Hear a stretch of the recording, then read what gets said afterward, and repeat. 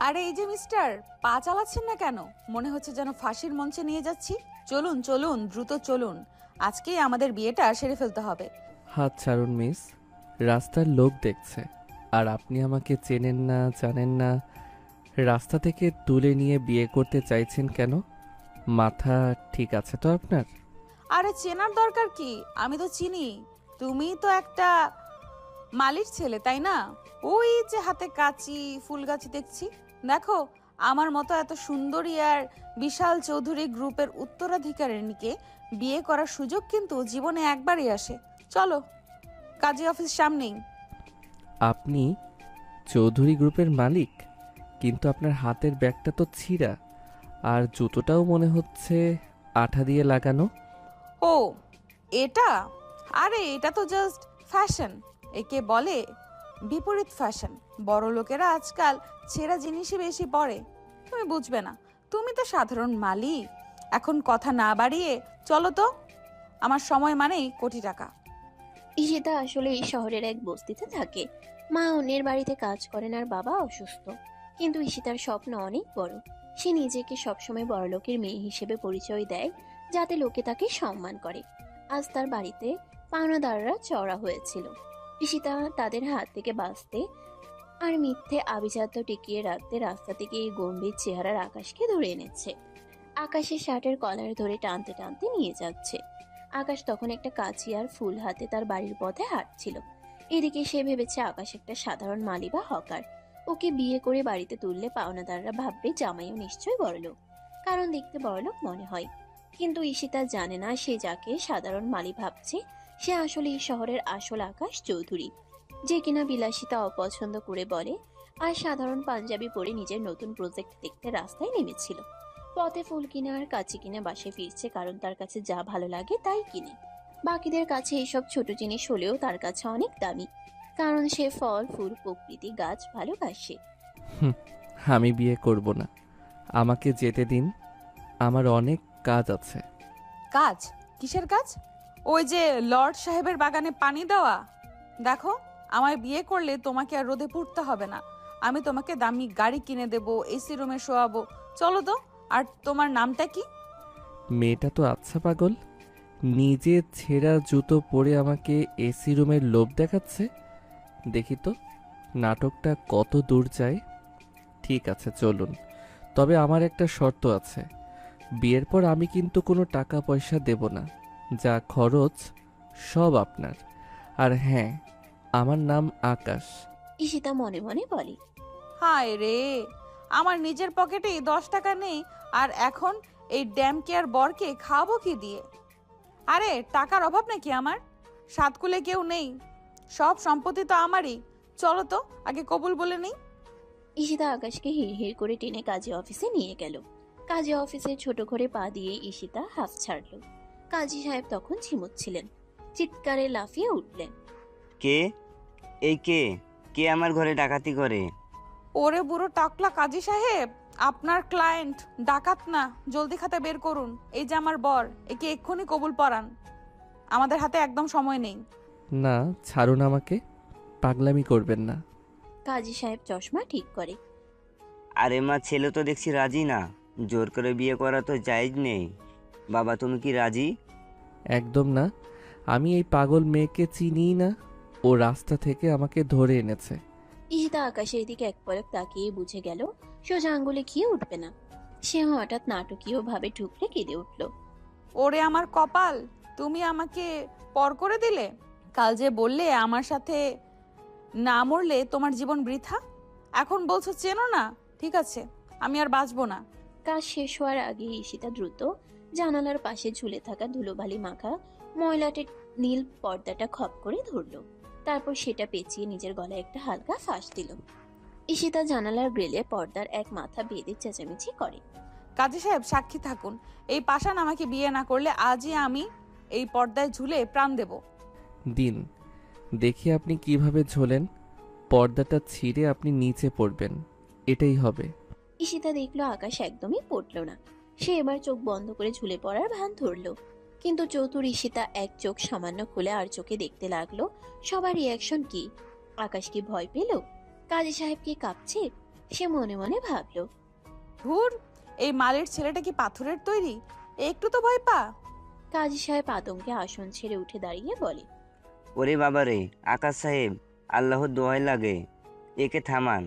আমার অফিসে এই মেয়ে মারা গেলে পুলিশ আমাকে আর আপনাকে দুজনকেই জেলের ঘানি টানাবে। সারা জীবন কয়েদি হয়ে থাকতে হবে। আকাশ মনে মনে হাসলো। জেল? আমাকে? বাংলাদেশের কোনো জেলই আকাশ চৌধুরীকে আটকে রাখার ক্ষমতা রাখে না। কিন্তু মেয়েটা যদি সত্যি বোকামি করে পা পিছলে যায়, তবে তো জ্যান্ত মানুষটা মারা যাবে। ঠিক আছে, ঠিক আছে, নামুন আপনি, বিয়ে করছি আমি। ঈশিতা এক সেকেন্ডে পর্দা গলা থেকে খুলে ফেলল। মুখে তখন তার বিশ্বজয়ের হাসি। এই তো লাইনে আসো। কাজী সাহেব, দেরি করবেন না, শুরু করুন। আমি ঈশিতা, বর আকাশ। সাক্ষী লাগবে তো? ব্যাপার না। ঈশিতা কোথাও একটা কল করে।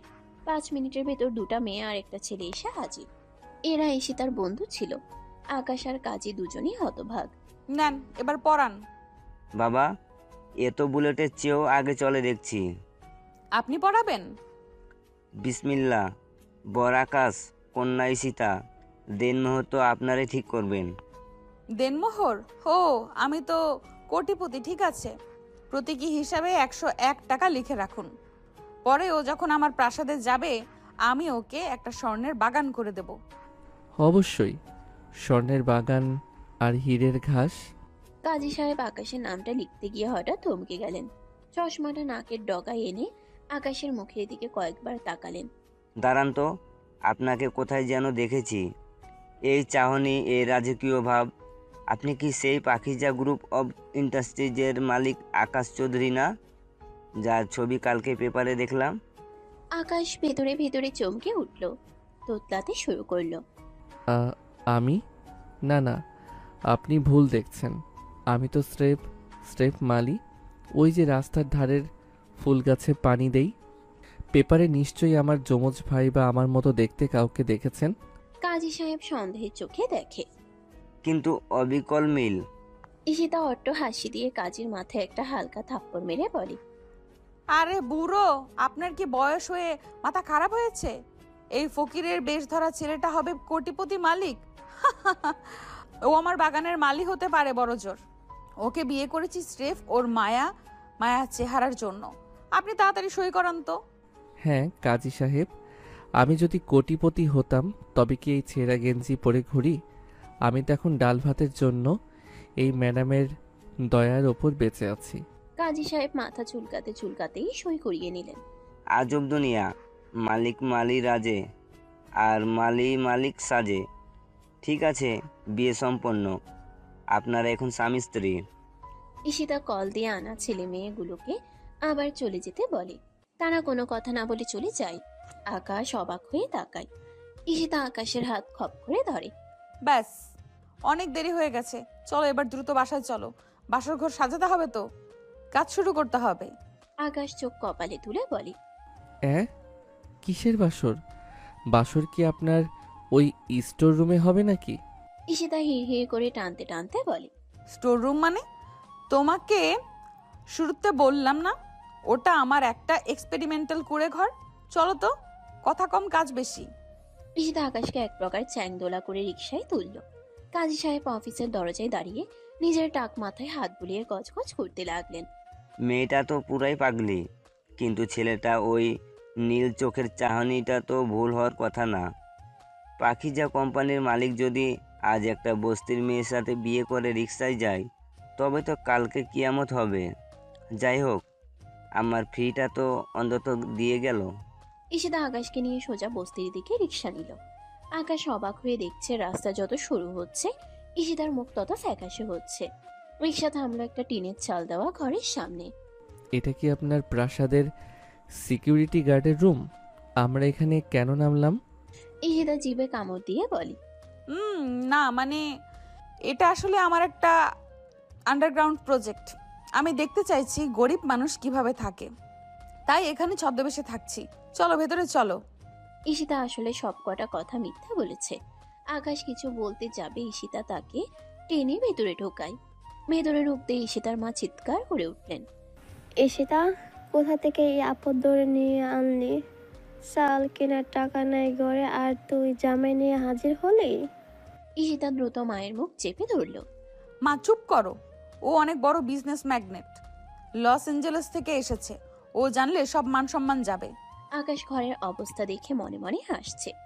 বাহ, লস অ্যাঞ্জেলেসের বিজনেস ম্যাগনেট তো আমি আজই হলাম। এই মেয়ে তো 1 নম্বরের গুলিবাজ। তো ঈশিতা ম্যাডাম, আপনার এই প্রজেক্টে খাবার কি আছে? দুপুরে লাঞ্চ কি প্যারিস থেকে আসবে? না, আজ আসলে বাবুর্চি ছুটিতে, মা মা মনে হয় একটু ডাল আর আলু ভর্তা করেছে, ওটা টেস্ট করো। জানো তো, simple life is the best life. Akash মেঝেতে পিড়ি পেতে বসলো। তার সামনে আলু ভর্তা আর পাতলা ডাল। যে ছেলে প্রতিদিন 5 তারকা হোটেলের খাবার খায়, সে আজ এক ছটফটে মিথ্যাবাদী মেয়ের ঘরে বসে পরম তৃপ্তিতে ডাল ভাত খাচ্ছে। ছেলেটা তো দারুণ, ডাল ভাতেও কত স্টাইল করে খাচ্ছে। একে দিয়ে তো সত্যিই বড়লোক জামাই সাজানো যাবে। ঈশিতা আর চোখে দেখছে আর ভাবছে, কিন্তু ঠিক তখনই দরজায় করাঘাত হলো। পাওনাদার মজিদ মিয়া লাঠি হাতে হাজির। ঈশিতা, ওই রিক্সাওয়ালার মেয়ে, টাকা দিবি নাকি ঘর থেকে বের করে দেব? ঈশিতা আকাশের দিকে তাকিয়ে আমতা আমতা করে। ওটা আসলে আমার পার্সোনাল অ্যাসিস্ট্যান্ট, বেতনের জন্য চিৎকার করছে, আমি সামলে নিচ্ছি। আকাশ ঠোঁটে রহস্যময়ী হাসি ফুটিয়ে বলে। আচ্ছা, আমি গিয়ে একটু কথা বলবো আপনার অ্যাসিস্ট্যান্টের সাথে। না, একদম না, তুমি বসো, আমি আসছি। ঈশিতা বাইরে গিয়ে মজিদ মিয়াকে সামলাতে লাগলো। ওদিকে আকাশ তার পকেট থেকে দামি ফোনটা বের করে আরিয়ানকে, তার সেক্রেটারিকে কল দিল। হ্যালো আরিয়ান, শোনো, আমি এখন একটা বস্তিতে আছি। আজ থেকে আমার নতুন ঠিকানা এই টিনের প্রাসাদ। তুমি এখনই পাশের ডাস্টবিনের কাছে একটা ঝকঝকে কালো গাড়ি পাঠিয়ে দাও। আর হ্যাঁ, ড্রাইভার যেন বলে সে চৌধুরী সাহেবের মেয়েকে খুঁজতে এসেছে। খেলাটা এবার জমবে। আর বলবে যে ঈশিতাকে চৌধুরী সাহেব আজকে রাস্তায় দেখেছেন, তার মেয়ের মতো পুরো দেখতে। মেয়েটা তো হারিয়ে গেছে, তারা ভাবছে এটাই তার মেয়ে, তাই ঈশিতাকে তার কাছে নিতে চান। হারিয়ে যাওয়ার পর সাহেব শোকে পাথর হয়ে আছেন। আজ রাস্তায় ঈশিতাকে দেখে তিনি তাকে নিজের মেয়ে হিসেবে প্রাসাদে নিয়ে যেতে চান। ব্যাস, এইটুকু করলেই হবে, বাকিটা আমি দেখছি। আকাশ ফোন রেখে মুচকি হাসলো। ঈশিতা ম্যাডাম, আপনি তো চেয়েছিলেন আমাকে মালি সাজিয়ে পাওনাদার তাড়াতে। এবার দেখুন, আসল মালিক যখন আপনার দরজায় কড়া নাড়ে, তখন আপনি কোন দিকে পালান? ওদিকে ঘরের বাইরে তখন তুলকালাম কাণ্ড। মজিদ মিয়া তার লুঙ্গি সামলাতে সামলাতে চিৎকার করছেন। ওই ঈশিতা, তোর বাপের চিকিৎসার নাম করে 5,000 টাকা নিলি, আজ 6 মাস পার হলো, টাকা দিবি নাকি তোর এই টিনের চাল খুলে নিয়ে যাব? তোর বাপ মরলো কিন্তু টাকা পেলাম না। আরে মজিদ চাচা, আপনি কি অন্ধ? ঘরে আমার নতুন বর এসেছে, দেখেননি? সে লস এঞ্জেলস থেকে ডলারে ভর্তি সুটকেস নিয়ে এসেছে, কিন্তু সমস্যা হলো ওটা তো এখন কাস্টমসে আটকে আছে। একটু ধৈর্য ধরেন, ডলারগুলো ভাঙলেই আপনাকে আমি 5,000-এর জায়গায় 10,000 দেব। এখন সরুন তো, আমার বরের ডিনার করার সময় হয়েছে। ডলার? কাস্টমস? তুই কি আমাকে পাগল পাইছিস? তোর বর তো দেখলাম ছেঁড়া পাঞ্জাবি পরে বসে আছে। ওইটা তো ফ্যাশন চাচা, একে বলে মানি লাউডনেস ক্রিটিক্স। বড় লোকেরা আজকাল ফকিন্নি সাজে ঘুরে বেড়ায় যাতে ছিনতাই না হয়, আপনি বুঝবেন না। ঠিক সেই মুহূর্তে পুরো বস্তি কাঁপিয়ে এক বিকট হর্নের শব্দ শোনা গেল। ডাস্টবিনের পাশে সরু গলিতে একটা চকচকে কালো রোলস রয়েলস এসে থামলো। বস্তির মানুষ কোনোদিন এত বড় গাড়ি দেখেনি। সবাই হাঁপিত্তেশ করে তাকিয়ে আছে। গাড়ি থেকে স্যুট টাই পরা এক ড্রাইভার নামলো। তার হাতে বড় এক তোড়া লাল গোলাপ। ড্রাইভার আরিয়ানের লোক। হন্তদন্ত হয়ে ঈশিতার ঘরের সামনে এসে ধপাস করে মাটিতে বসে পড়লো। ঈশিতাকে দেখে এসে হাউমাউ করে কাঁদতে শুরু করলো। ওরে আমার মা জননী রে, আপনি এখানে কি করছেন? আপনি কি জানেন না আপনার জন্য চৌধুরী সাহেব নাওয়া খাওয়া ছেড়ে দিয়েছেন? ঈশিতা একেবারে আকাশ থেকে পড়ল। হ্যাঁ, আপনি কে ভাই, আর কাঁদছেন কেন? আমি কি আপনার গরু মেরেছি? মা, আপনি কি চিনতে পারছেন না? আমি চৌধুরী সাহেবের ড্রাইভার। আমাদের সাহেবের একমাত্র মেয়ে ঠিক আপনার মতোই দেখতে ছিল। 3 বছর আগে সে এক দুর্ঘটনায় হারিয়ে যায়। আজ রাস্তায় আপনাকে দেখেই সাহেব চিনতে পেরেছেন। তিনি বলেছেন, যাও ওই মেয়েটিকে আমার কাছে নিয়ে এসো। সেই আজ থেকে আমার হারানো মেয়ে, আমার রাজকন্যা। কি রে ঈশিতা, তুই কি সত্যি বড়লোকের হারানো মেয়ে? এতক্ষণ তো বললি চৌধুরী গ্রুপের মালিক তুই। সত্যি সত্যি তো তাই দেখছি। ঈশিতা মাথায় হাত দিয়ে মনে মনে বলে। হায় আল্লাহ, এ কোন মুসিবত! আমি তো বানায় বানায় বলেছিলাম আমি চৌধুরী গ্রুপের মালিক, এখন সত্যি সত্যি চৌধুরী সাহেবের লোক চলে আসলো। তার মানে কি আমি আসলেই কোনো বড় লোকের হারিয়ে যাওয়া মেয়ে, নাকি এরাও আমার মতো কোনো বাটপাট? দূর, না না না, কি ভাবি! আমার মা তো উনি। ধ্যাত, মাথা পুরো গেছে আমার। এবার ঈশিতা একটু ভাব নিয়ে বলে। হ্যাঁ, আমি আসলে জানতাম একদিন আমার আসল বাবা আমাকে খুঁজতে আসবে। ড্রাইভার ভাই একটু দাঁড়ান, আমার বরের সাথে কথা বলে নেই। ঈশিতা ঝড়ের বেগে ঘরের ভিতরে ঢুকলো। দেখলো আকাশ তখনও নির্বিকার ভাবে আলু ভর্তা দিয়ে ভাত মাখছে। আকাশ, সর্বনাশ হয়েছে, বাইরে গাড়ি এসেছে, বলছে আমি আমি তাদের মেয়ের মতো দেখতে। তারা ভেবেছিল আমি মারা গেছি, এখন আমাকে দেখে তারা আমাকে নিয়ে যেতে চায়। এখন কি হবে? মানে কি? আপনি তো কোটিপতি মেয়েই। হ্যাঁ, কিন্তু আমি তো হারিয়ে গেছিলাম অনেক আগে। আমিও রাগ করে যাইনি তাদের কাছে। আপনাকে তো তখন সব খুলে বলিনি, এখন বললাম। আর উনি আমার সৎমা, মানে আমাকে পাইছে। ঈশিতার মা ভেবাচেকা খায়। আকাশ বুঝতে পারে, কোনো মতে হাসি চেপে রাখে। তো জান না, বড় লোকের মেয়ে হওয়া তো আপনার স্বপ্ন ছিল। রাজপ্রাসাদে থাকবেন, এসি রুমে শোবেন, আর আমাকেও সাথে নিয়ে যাবেন। আমি না হয় আপনার বাগানের মালি হয়েই থাকবো। কিন্তু আকাশ, আমরা তো আজই বিয়ে করলাম, তোমাকে ছেড়ে আমি কিভাবে যাব? আচ্ছা, এক কাজ করি, চলো আমরা দুজনেই যাই। তুমি হবে আমার পার্সোনাল সিকিউরিটি আর আমি হব রাজকন্যা, কি বলো? ঠিক আছে, চলুন। তবে মনে রাখবেন ঈশিতা, বড়লোকদের দুনিয়া কিন্তু খুব কঠিন। সেখানে মিথ্যা বললে কিন্তু কল্লাও যেতে পারে। ইশতা চৌধুরী কি কাউকে ভয় পায়? চলো, মজিদ চাচাকে এক্ষুনি 1 লাখ টাকার চেক দিয়ে দেব। মনে মনে বলে। চেক বইটা কোথাও থেকে জোগাড় করতে পারি। ঈশিতা আর আকাশে রাজকীয় গাড়িতে গিয়ে বসলো। ড্রাইভার আকাশকে দেখে আর চোখে এক পলক তাকালো। আকাশ তাকে চোখ দিয়ে ইশারা করলো একদম চুপ থাকার জন্য।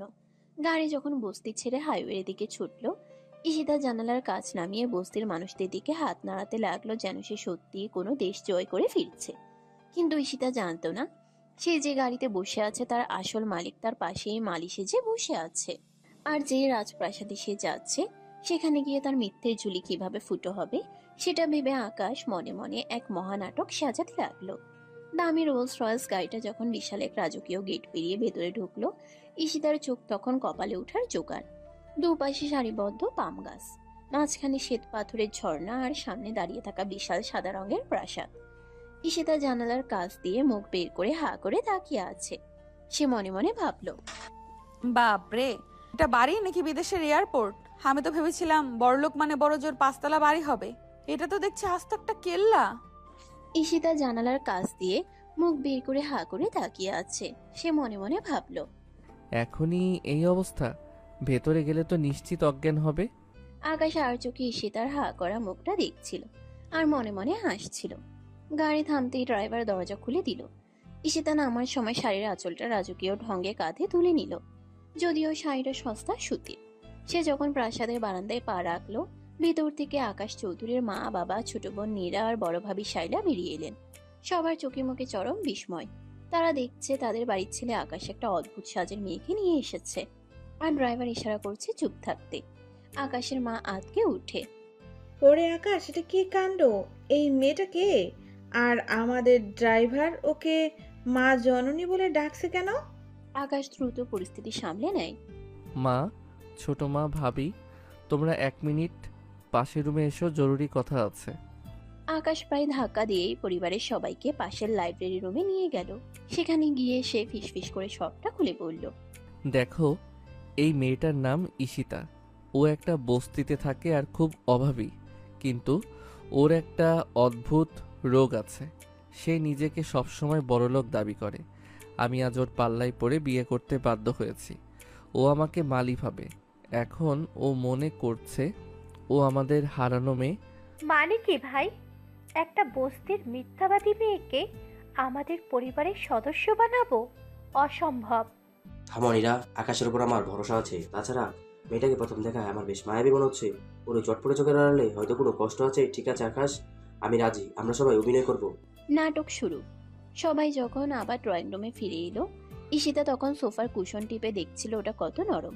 সবাইকে একসাথে আসতে দেখে সে একটু ঘাবড়ে গেল। হঠাৎ সে দেখলো আকাশ পাশে নেই। সে চারপাশে খুঁজে আকাশকে না পেয়ে মনে মনে বিড়বিড় করতে লাগলো। গেল কই মরাটা? আমাকে এই যুদ্ধক্ষেত্রে শত্রুপক্ষের সামনে একা পাঠিয়ে নিজে পালিয়েছে। ওই তো আসছে পাতিমালি। ঠিক তখনই আকাশের বাবা এগিয়ে এলেন। তার চোখে কৃত্রিম পানি। বাবা 2 হাত বাড়িয়ে বলেন, কই রে তোরা, কই রে? দেখ আমার হারানো মা জননী ফিরে এসেছে। মা তুই এদিন কোথায় ছিলি? তোর বাবা যে তোকে ছাড়া একমাত্র শান্তি পাইনি। হ্যাঁ, আপনি কি আমার আসল আব্বা? মা ও ভাবি নাটকীয়ভাবে এগিয়ে এসে বলে, ওরে আমাদের জানের টুকরো, আয় মা, আমাদের বুকে আয়। কতদিন পর তোকে দেখলাম, তোর চেহারাটা একটুকু বদলায়নি। ঈশিতা প্রথমে হক চুকিয়ে গেলেও পরক্ষণে নিজেকে সামলে নিল। সে মনে মনে ভাবল, আরে এরা তো দেখি সত্যি সত্যি আমাকে নিজেদের মেয়ে ভাবছে। আমি তো এমনি গুল্লি মারছিলাম ড্রাইভারের কাছে, এখন দেখছি জ্যান্ত বড়লোক বাবা মা পেয়ে গেলাম। যাক, চেহারা নিশ্চয়ই তাদের হারানো মেয়ের মতো। সুযোগ যখন এসেছে হাতছাড়া করা যাবে না। অভিনয় তো আমিও কম জানি না। ঈশিতা ঝট করে আকাশের বাবাকে জড়িয়ে ধরে ঠুকরে কেঁদে উঠল। আব্বা গো, আমি যে কত কষ্টে ছিলাম আপনাদের ছাড়া। ওই বস্তিতে পচা ডাল ভাত খেয়ে দিন কেটেছে আমার। আপনারা আমাকে এত দেরিতে কেন খুঁজলেন? নীরা ভাবির কানে কানে বলে, দেখলে ভাবি, কি পরিমাণ নাটকবাজ মেয়ে! কি সুন্দর চোখে জল না এনেও ডুকরে কাঁদছে। আর ভাইয়াটা কেন যে একে সহ্য করছে কে জানে। দাঁড়ানিরা দেখতে দে কি ঘটে। মেয়েটা তো সুবিধার মনে হচ্ছে না। ঠিক তখন আকাশ পেছন থেকে উকি দিল। ঈশিতাকে জড়িয়ে ধরে কাঁদতে দেখে সে মনে মনে বলল, যদিও আমি এই নাটক বানিয়েছি, দয়া করে তোমরা এখন ওর সামনে অভিনয় করো যে ও তোমাদেরই সেই হারিয়ে যাওয়া মেয়ে। বাপরে, মেয়েটা তো আস্ত একটা বাটপার। এত তাড়াতাড়ি পরিবেশের সাথে মিশে গেল। ঈশিতা আকাশকে দেখে বলে, ওই যে, তুমি কই ছিলে? ভয় পেয়ে লুকিয়েছিলে নাকি? না মানে আমি তো আপনাদের মতো বড়লোক মানুষদের দেখে ভয়ে ভেতরে ঢুকে আবার বেরিয়ে গেছি। বড় বড় মানুষের কারবার তো। ঈশিতা সবার দিকে তাকিয়ে গম্ভীর গলায় বলে, শোনেন আব্বা আম্মা, এই ছেলেটা আমার নতুন সেক্রেটারি। আজ থেকে ও আমার সাথেই থাকবে, আমার সব কাজ ও সামলাবে। সেক্রেটারি? ভাইয়াকে সেক্রেটারি বানিয়ে দিয়েছে? মেয়েটার কি কি করবে কে জানে। আকাশ ঈশিতার কানের কাছে মুখ নিয়ে ফিসফিস করে, কি বলেন আপনি? আপনার বাবা মায়ের সামনে আমাকে আপনার চাকর বানাচ্ছেন? চুপ একদম। আপনার মতো মালিকের আমার বাবা মা কোনোদিন জামাই হিসেবে মেনে নেবে না। তাই আপাতত আপনি আমার সেক্রেটারি। যদি মুখ খোলেন তবে মজিদ মিয়ার কাছে ফেরত পাঠাবো। ঈশিতা একটু ভাব নিয়ে হাই তুলে বলে, আব্বা আমি অনেক টায়ার্ড, জার্নি করে শরীর ম্যাচ ম্যাচ করছে। তাড়াতাড়ি আমার জন্য 1 কাপ কফি পাঠান। আর শোনেন, আমার সেক্রেটারি আকাশ আমার রুমেই থাকবে। আমার রুম কোনটা? সবাই একসাথে চিৎকার করে, নীরা, শায়লা, বাবা মা কি সেক্রেটারি রুমে থাকবে? মানে কি? ঈশিতা অবাক হওয়ার ভান করে, কেন এত অবাক হওয়ার কি আছে? ছেলে মেয়ে কোনো ব্যাপার না। কাম অন ম্যান, এটা 2026 সাল। আধুনিক যুগে আমরা সবাই প্রফেশনাল। সেক্রেটারি আর বস এক রুমে থাকলে সমস্যা কি? আমাকে কি আপনারা সেই মান্দাত আমলের মেয়ে ভেবেছেন? এই বলে ঈশিতা রাজকীয় ঢঙ্গে সিঁড়ি দিয়ে উপরে উঠতে লাগলো। বাড়ির পরিচারিকা তাকে রুম দেখাতে নিয়ে গেল। আকাশের মা বাবা আর ভাবিরা পাথরের মূর্তির মতো দাঁড়িয়ে রইলেন। নীরা আকাশের দিকে তাকায়, ভাইয়া, এবার বলো তো এসবের মানে কি? তুই কেন ওকে নিয়ে এসেছিস? আর কেনই বা ওর সেক্রেটারি সেজে আছিস? ও তোকে চাকর বানিয়েছে আর তুই হাসি মুখে সহ্য করছিস? আর বিয়ে বিয়ে বললেই হয়ে গেল? এইসব কি মুখের কথা? সবই তো বলেছি নীরা, তবে কথা হলো মেয়েটাকে আমার প্রথম দেখায় বেশ ভালো লেগেছে। ওর মিথ্যাগুলোর মধ্যেও এক অদ্ভুত সারল্য আছে। আমি দেখতে চাই ও কতদূর যেতে পারে, তাই আপাতত চুপচাপ আছি। কি সেক্রেটারি এক রুমে থাকবে মানে কি? চুপ নীরা, ছোটদের এত কথা সাজে না। আকাশ যা করছে ভেবে চিন্তাই করছে, যা ভেতরে। বাবা ভেতরে সবাইকে পাঠিয়ে দিয়ে আকাশকে নিয়ে আলাদা হয়ে কিছু কথা বলল। আকাশ মাথা নাড়িয়ে চলে গেল। আকাশের বাবা মনে মনে ভাবছেন, এই চঞ্চল মেয়েটা এসে ঝিমিয়ে পড়া প্রাসাদটা যেন প্রাণ ফিরে পেয়েছে। ওদিকে আকাশের মনে এক নতুন ভাবনা। 2026 সাল। দেখা যাক ঈশিতা ম্যাডাম, আপনার প্রফেশনালিজম আমাকে আর কত নিচে নামায়, আর আপনি কি কি করতে পারেন। ঈশিতা যখন বিশাল বেডরুমে ঢুকলো, তার অবস্থা দেখে মনে হলো সে যেন ভিন গ্রহের কোনো জাদুঘরে এসেছে। ঘরের মাঝখানে বিশাল কিং সাইজ বেড, যার গদিটা এত নরম যে ঈশিতা আঙ্গুল দিয়ে টিপ দিতেই সেটা দেবে যাচ্ছে। সে হুট করে জুতো খুলে বিছানায় একটা লাফ দিল। ঈশিতা বিছানায় গড়াগড়ি খেতে খেতে বলে, ওরে বাবা, এটা কি বিছানা নাকি তুলোর পাহাড়? বস্তির তোষকের কথা মনে পড়লে তো এখন কান্না পাচ্ছে। ওখানে এক পাশে শুলে অন্য পাশে হাড়গোড় বের হয়ে যেত। সে ঘরের কোণে রাখা দামি ক্রিস্টাল ল্যাম্পটার গায়ে হাত দিয়ে দেখল। ড্রেসিং টেবিলের বিশাল আয়নায় নিজের মুখটা বারবার ঘুরিয়ে ফিরিয়ে দেখল। আলমারি খুলে দেখল সেখানে থরে থরে সাজানো দামি সব শাড়ি আর পারফিউম। ঈশিতা উত্তেজনায় কাঁপছিল। সে মনে মনে বলল, ঈশিতা রে, তুই তো জাস্ট গুল মারতে চেয়েছিলি, এখন তো তুই আস্তে এক পরীর দেশের রানী হয়ে গেছিস। কিছুক্ষণ পর খাবারে ডাক এলো। ঈশিতাকে ডাইনিং টেবিলে নিয়ে যাওয়া হলো। টেবিলের উপর সাজানো ইলিশ মাছের পেটি, খাসির রেজালা, মচমচে বেগুন ভাজি, পোলাও আর বাহারি সব মিষ্টি। ঈশিতা খাবার দেখে তার সব আভিজাত্য ভুলে গেল। সে পাগলের মতো প্লেটে সবকিছু তুলে নিয়ে 2 হাতে খেতে শুরু করলো। তার মুখে ঝোল লেগে যাচ্ছে, ভাতের দানা লেগে আছে, সেদিকে তার কোনো খেয়াল নেই। নীরা ফিস করে ভাবিকে বলে, ভাবি দেখো, কোনো মেয়ে এইভাবে জানোয়ারের মতো খায়? এটা নির্ঘাত কোনো বস্তির ফকিন্নি। একে দেখলেই আমার গা জ্বলে যাচ্ছে। আরে থামনিরা, দেখ না আকাশ কি তৃপ্তি নিয়ে ওকে দেখছে। আকাশের চোখ তো ওর থালা থেকে সরছেই না। আরে এই মেয়ে তো দেখছি আমাদের মান সম্মান ধুলোয় মিশিয়ে দিবে। খাওয়া দাওয়ার কোনো মেনার নেই। চুপ করো তো সবাই, মেয়েটা কতদিন ঠিক মতো খায়নি, কে জানে। ওকে ওর মতো খেতে দাও।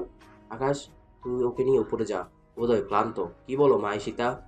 ওম্মা, আপনাকে চুম্মা আঙ্কেল, আপনি একটা মাল আছেন। ছি ছি, কী সব ভাষা! ওরে আমার ভাষার ডাইরেক্ট রে, নিজের মনে হয় পিএইচডি। আমার ভালো লাগছে, আমি বলছি, তাতে তোমার কি? যত সব। ঈশিতা পেট ভরে খেয়ে ঢেকুর তুলতে তুলতে ওপরে চলে গেল। আকাশও পিছু পিছু রুমে ঢুকলো। রুমে ঢুকে ঈশিতা আকাশের দিকে তেড়ে গেল। এই যে মিস্টার সেক্রেটারি, খবরদার কাউকে বলবেন না যে আপনি আমার বর। এই বাড়ির সবাই আমাকে তাদের হারিয়ে যাওয়া মেয়ে ভাবছে, আর আমি এখন এই প্রাসাদের রাজকন্যা। আপনি নিজে মেঝেতে শোন, আমি একা এই রাজকীয় বিছানায় ঘুমাবো। বাহ, বিয়ে করলেন আমাকে আর এখন বলছেন আমি সেক্রেটারি? আজ তো আমাদের বাসর রাত, চলুন বাসরটা অন্তত নিয়ম মেনে করি। না না, কিসের বাসর? কি বলছো এসব? কখনো না, আমি তোমাকে বর হিসেবে মানি না। তোমাকে তো আমি শুধু পাওনাদারের হাত থেকে বাঁচতে বিয়ে করেছি। তবে বিয়েটা করলেন কেন? কাজী অফিসে তো বেশ ফাঁস নেওয়ার নাটক করলেন। এত জবাব দিতে পারবো না, তুমি চিন্তা করো না। তোমাকে এর বদলে আমি অনেক টাকা দিব। এখন ঘুমাও, বিরক্ত করো না একদম। মানে আমার টাকা ঘুরিয়ে আমাকেই দেবেন? কি বললে? ফিস করছো কেন? না, কিছু না, ঘুমান আপনি, আমি নিচেই শুচ্ছি। রুমে ঢুকে ঈশিতা আকাশের দিকে তেড়ে এলো। রাত গভীর হলো। জানালার পর্দাটা একটু সরানো ছিল। সেখান দিয়ে পূর্ণিমার উজ্জ্বল চাঁদের আলো এসে ঈশিতার মুখের উপর পড়ল। ঈশিতা অঘরে ঘুমাচ্ছে। তার চটপটে মুখটা ঘুমের ঘুরে এখন বড্ড শান্ত আর মায়াবী লাগছে। আকাশ মেঝে থেকে উঠে এসে বিছানার পাশে দাঁড়ালো। চাঁদের আলোয় ঈশিতাকে তার কাছে কোনো অপার্থিব পরীর মতো মনে হলো। আকাশ মুগ্ধ হয়ে দেখতে লাগলো। সে ভাবলো, এই মেয়েটা কত অদ্ভুত, মিথ্যা বলে, জেদ করে, কিন্তু ওর মনে কোনো পাপ নেই। সবার সামনে নিজেকে বড়লোক প্রমাণ করতে গিয়ে ও যে কত বড় একা সেটা বোধহয় কেউ জানে না। আকাশ ধীরে ধীরে ঈশিতার দিকে ঝুঁকে পড়ল। সে নিজেকে নিয়ন্ত্রণ করতে পারল না। খুব আলতো করে ঈশিতার কপালে নিজের ঠোঁট ছোঁয়াতে গেল। ঠিক তখনই ঈশিতা হঠাৎ চোখ খুলে ফেলল। ওরে বাবা রে, ভূত, চোর! আকাশ দ্রুত ঈশিতার মুখ চেপে ধরে। আরে চুপ, আমি চোর নই, চিৎকার করবেন না, সবাই জেগে যাবে। ঈশিতা আ আ আ করতে করতে থেমে গেল। আকাশের শক্ত হাতের নিচে তার নিঃশ্বাস আটকে যাচ্ছে। আকাশের চোখ আর ঈশিতার চোখ একে অপরের খুব কাছে। এক মুহূর্তের জন্য সময় থমকে গেল। ঈশিতার কাজল কালো চোখে ভয় আর বিস্ময়, আর আকাশের চোখে গভীর তৃষ্ণা। আকাশ হঠাৎ নিজের হাত সরিয়ে নিল না, বরং তার মুখটা আরো কাছে নামিয়ে আনলো। ঈশিতা ছটফট করছিল, কিন্তু আকাশের বলিষ্ঠ শরীরের কাছে সে হার মানল। আকাশ আলতো করে ঈশিতার ঠোঁটে নিজের ঠোঁট ছুঁয়ে দিল। ঈশিতা প্রথমে বাধা দিতে চাইলেও আকাশের এই রোমান্টিক পরশে সে যেন এক অদ্ভুত ঘোরের মধ্যে চলে গেল। তার শরীরটা হঠাৎ অবশ হয়ে এলো। আকাশের হাতের আঙ্গুলগুলো ঈশিতার চুলের ভিতরে খেলে বেড়াচ্ছিল, আর চুমোটা আরো গভীর ও আবেগপ্রবণ হয়ে উঠল। ঘরের ভেতর শুধু তাদের নিঃশ্বাসের শব্দ আর বাতাসের হাহাকার। ঈশিতার মনে হলো সে কোনো এক স্বপ্নের সাগরে ভাসছে। অনেকক্ষণ এই রোমান্টিক ঘোরে থাকার পর ঈশিতা হঠাৎ বাস্তবে ফিরে এলো। সে অনুভব করলো তার স্বামী তাকে একদম নিজের বশে নিয়ে নিয়েছে। তার ভেতরকার সেই চটপটে বস্তির মেয়েটা জেগে উঠল। সে বুঝতে পারল না কি করবে, তাই এক ধাক্কায় আকাশকে সরিয়ে দিল এবং নিজের অজান্তে একটা জবরদস্ত লাথি মারল। আকাশ ধপাস করে মেঝেতে পড়ে গিয়ে বলে, উফ মাগো। পচা লোক, অসভ্য, মালি হয়ে আমার মতো রাজকন্যা ঠোঁটে চুমু খাও? তোমার এত সাহস? যাও গিয়ে ঘুমাও। আকাশ কোমর মালিশ করতে করতে মেঝেতে শুয়ে পড়লো আর হাসতে লাগলো। বাপরে, রাজকন্যার লাথিতে তো আমার হাড়গোড় শেষ। তবে চুমুটা কিন্তু খারাপ ছিল না। ঈশিতা ম্যাডাম। চুপ! একটা কথা বললে কাল সকালে তোমাকে বরখাস্ত করব। আকাশ মেঝেতে শুয়ে মুচকি হাসতে লাগলো। সে জানে এই মেয়েটা মুখে যাই বলুক, তার হৃদয়ে আকাশের জন্য জায়গা তৈরি হয়ে যাবেই একদিন। চাঁদের আলোয় দুজনেই জেগে রইল, একজন রাজকীয় বিছানায় আর অন্যজন মেঝেতে, কিন্তু দুজনেই এক নতুন অনুভবের নেশায় বুঁদ হয়ে। সকালে সোনা ছড়া রোদ যখন জানালার পর্দা ভেদ করে ঈশিতার মুখে পড়ল, সে আড়মোড়া ভেঙে উঠল। কাল রাতে সেই চুমু, বিভ্রাট আর আকাশের লাথি খেয়ে মেঝেতে পড়ে যাওয়ার দৃশ্যটা মনে পড়তেই অজান্তেই ঈশিতার গালে এক চিলতে হাসি ফুটে উঠল। সে বিছানা থেকে উকি দিয়ে দেখলো আকাশ নেই। মরাটা গেল কই? লাথি খেয়ে কি একেবারে পটল তুলো নাকি? যাক, আপদ বিদায় হয়েছে। এখন আমাকে এই রাজপ্রাসাদের আসল রানী হয়ে উঠতে হবে। সে দ্রুত দামি একটা সিল্কের বাথরোব, যা সে আসলে তোয়ালে ভেবেছিল, গায়ে জড়িয়ে আয়নার সামনে দাঁড়ালো। নিজের গাল দুটো টিপে বলল, ঈশিতা রে, তুই তো জাস্ট হিরোইন হয়ে গেছিস।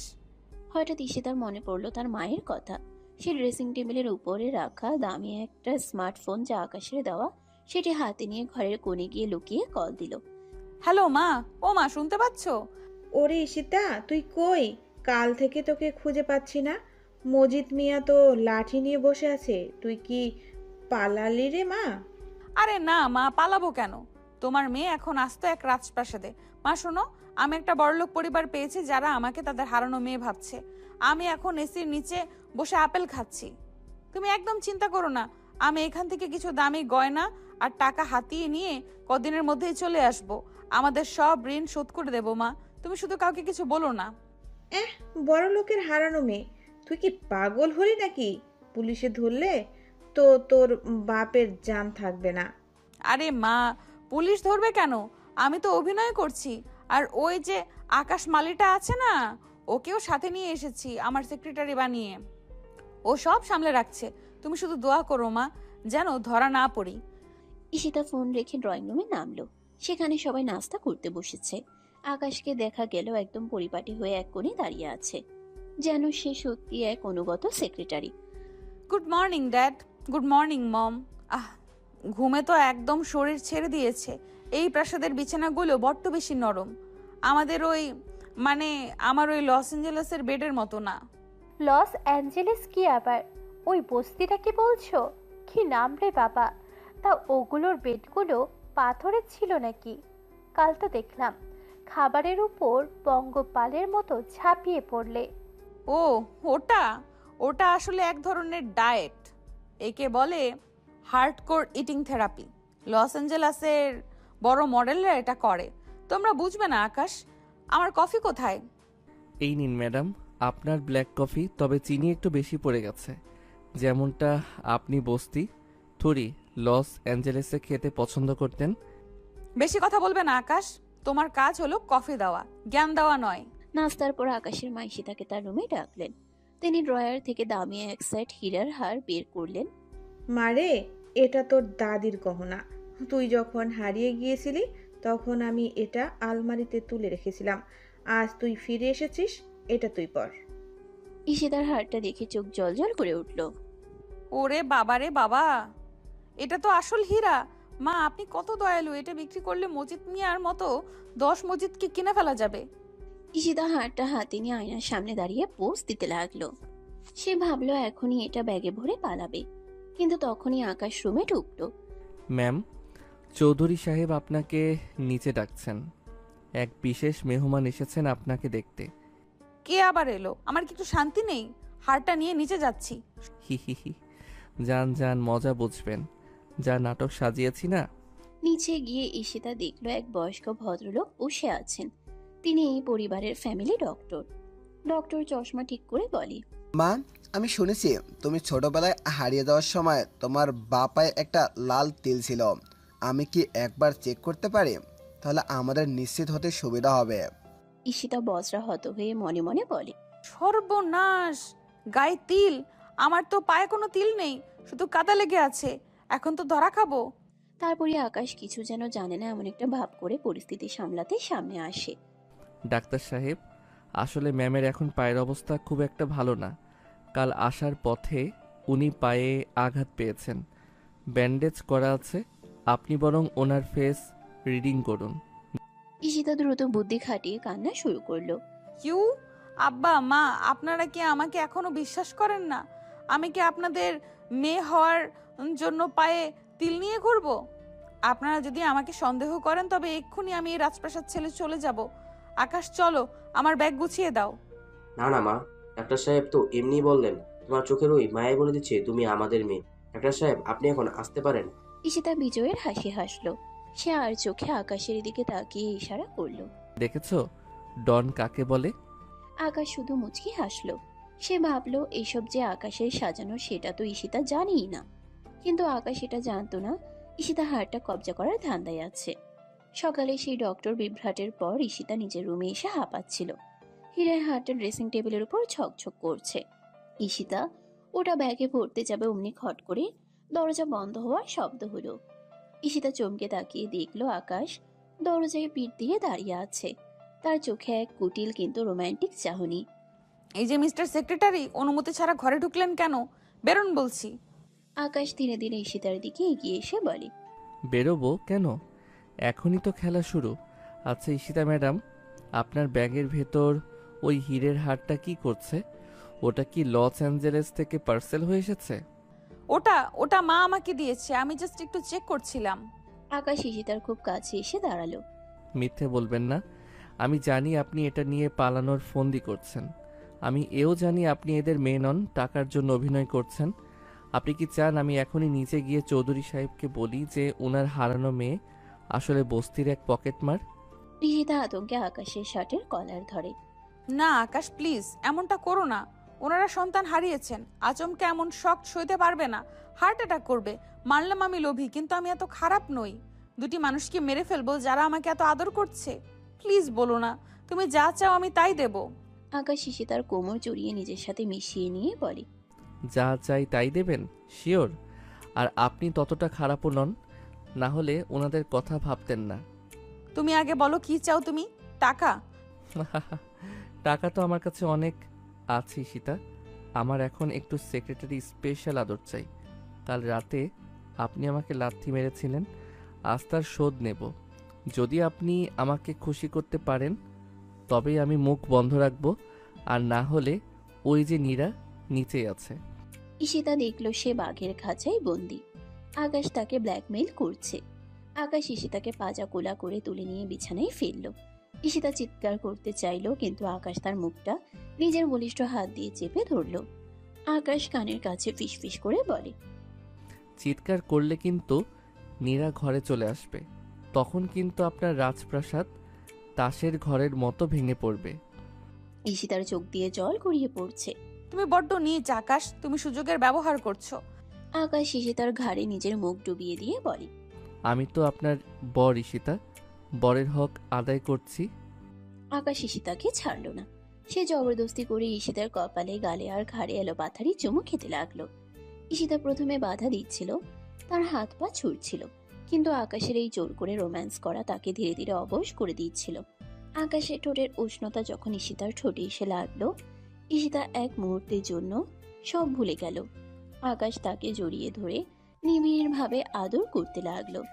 ঈশিতার মনে হচ্ছিল সে আগুনের সাগরে ডুব দিচ্ছে। আকাশের হাতের ছোঁয়ায় ঈশিতার সারা শরীরে বিদ্যুৎ খেলে যাচ্ছিল। অনেকক্ষণই জবরদস্তি প্রেমের পর আকাশ সরে এলো। ঈশিতা তখন এলিয়ে পড়ে আছে বিছানায়। তার শাড়ির আঁচল এলোমেলো, চোখে হাড়ের নেশা আর ঠোঁটে আকাশের আদরের চিহ্ন।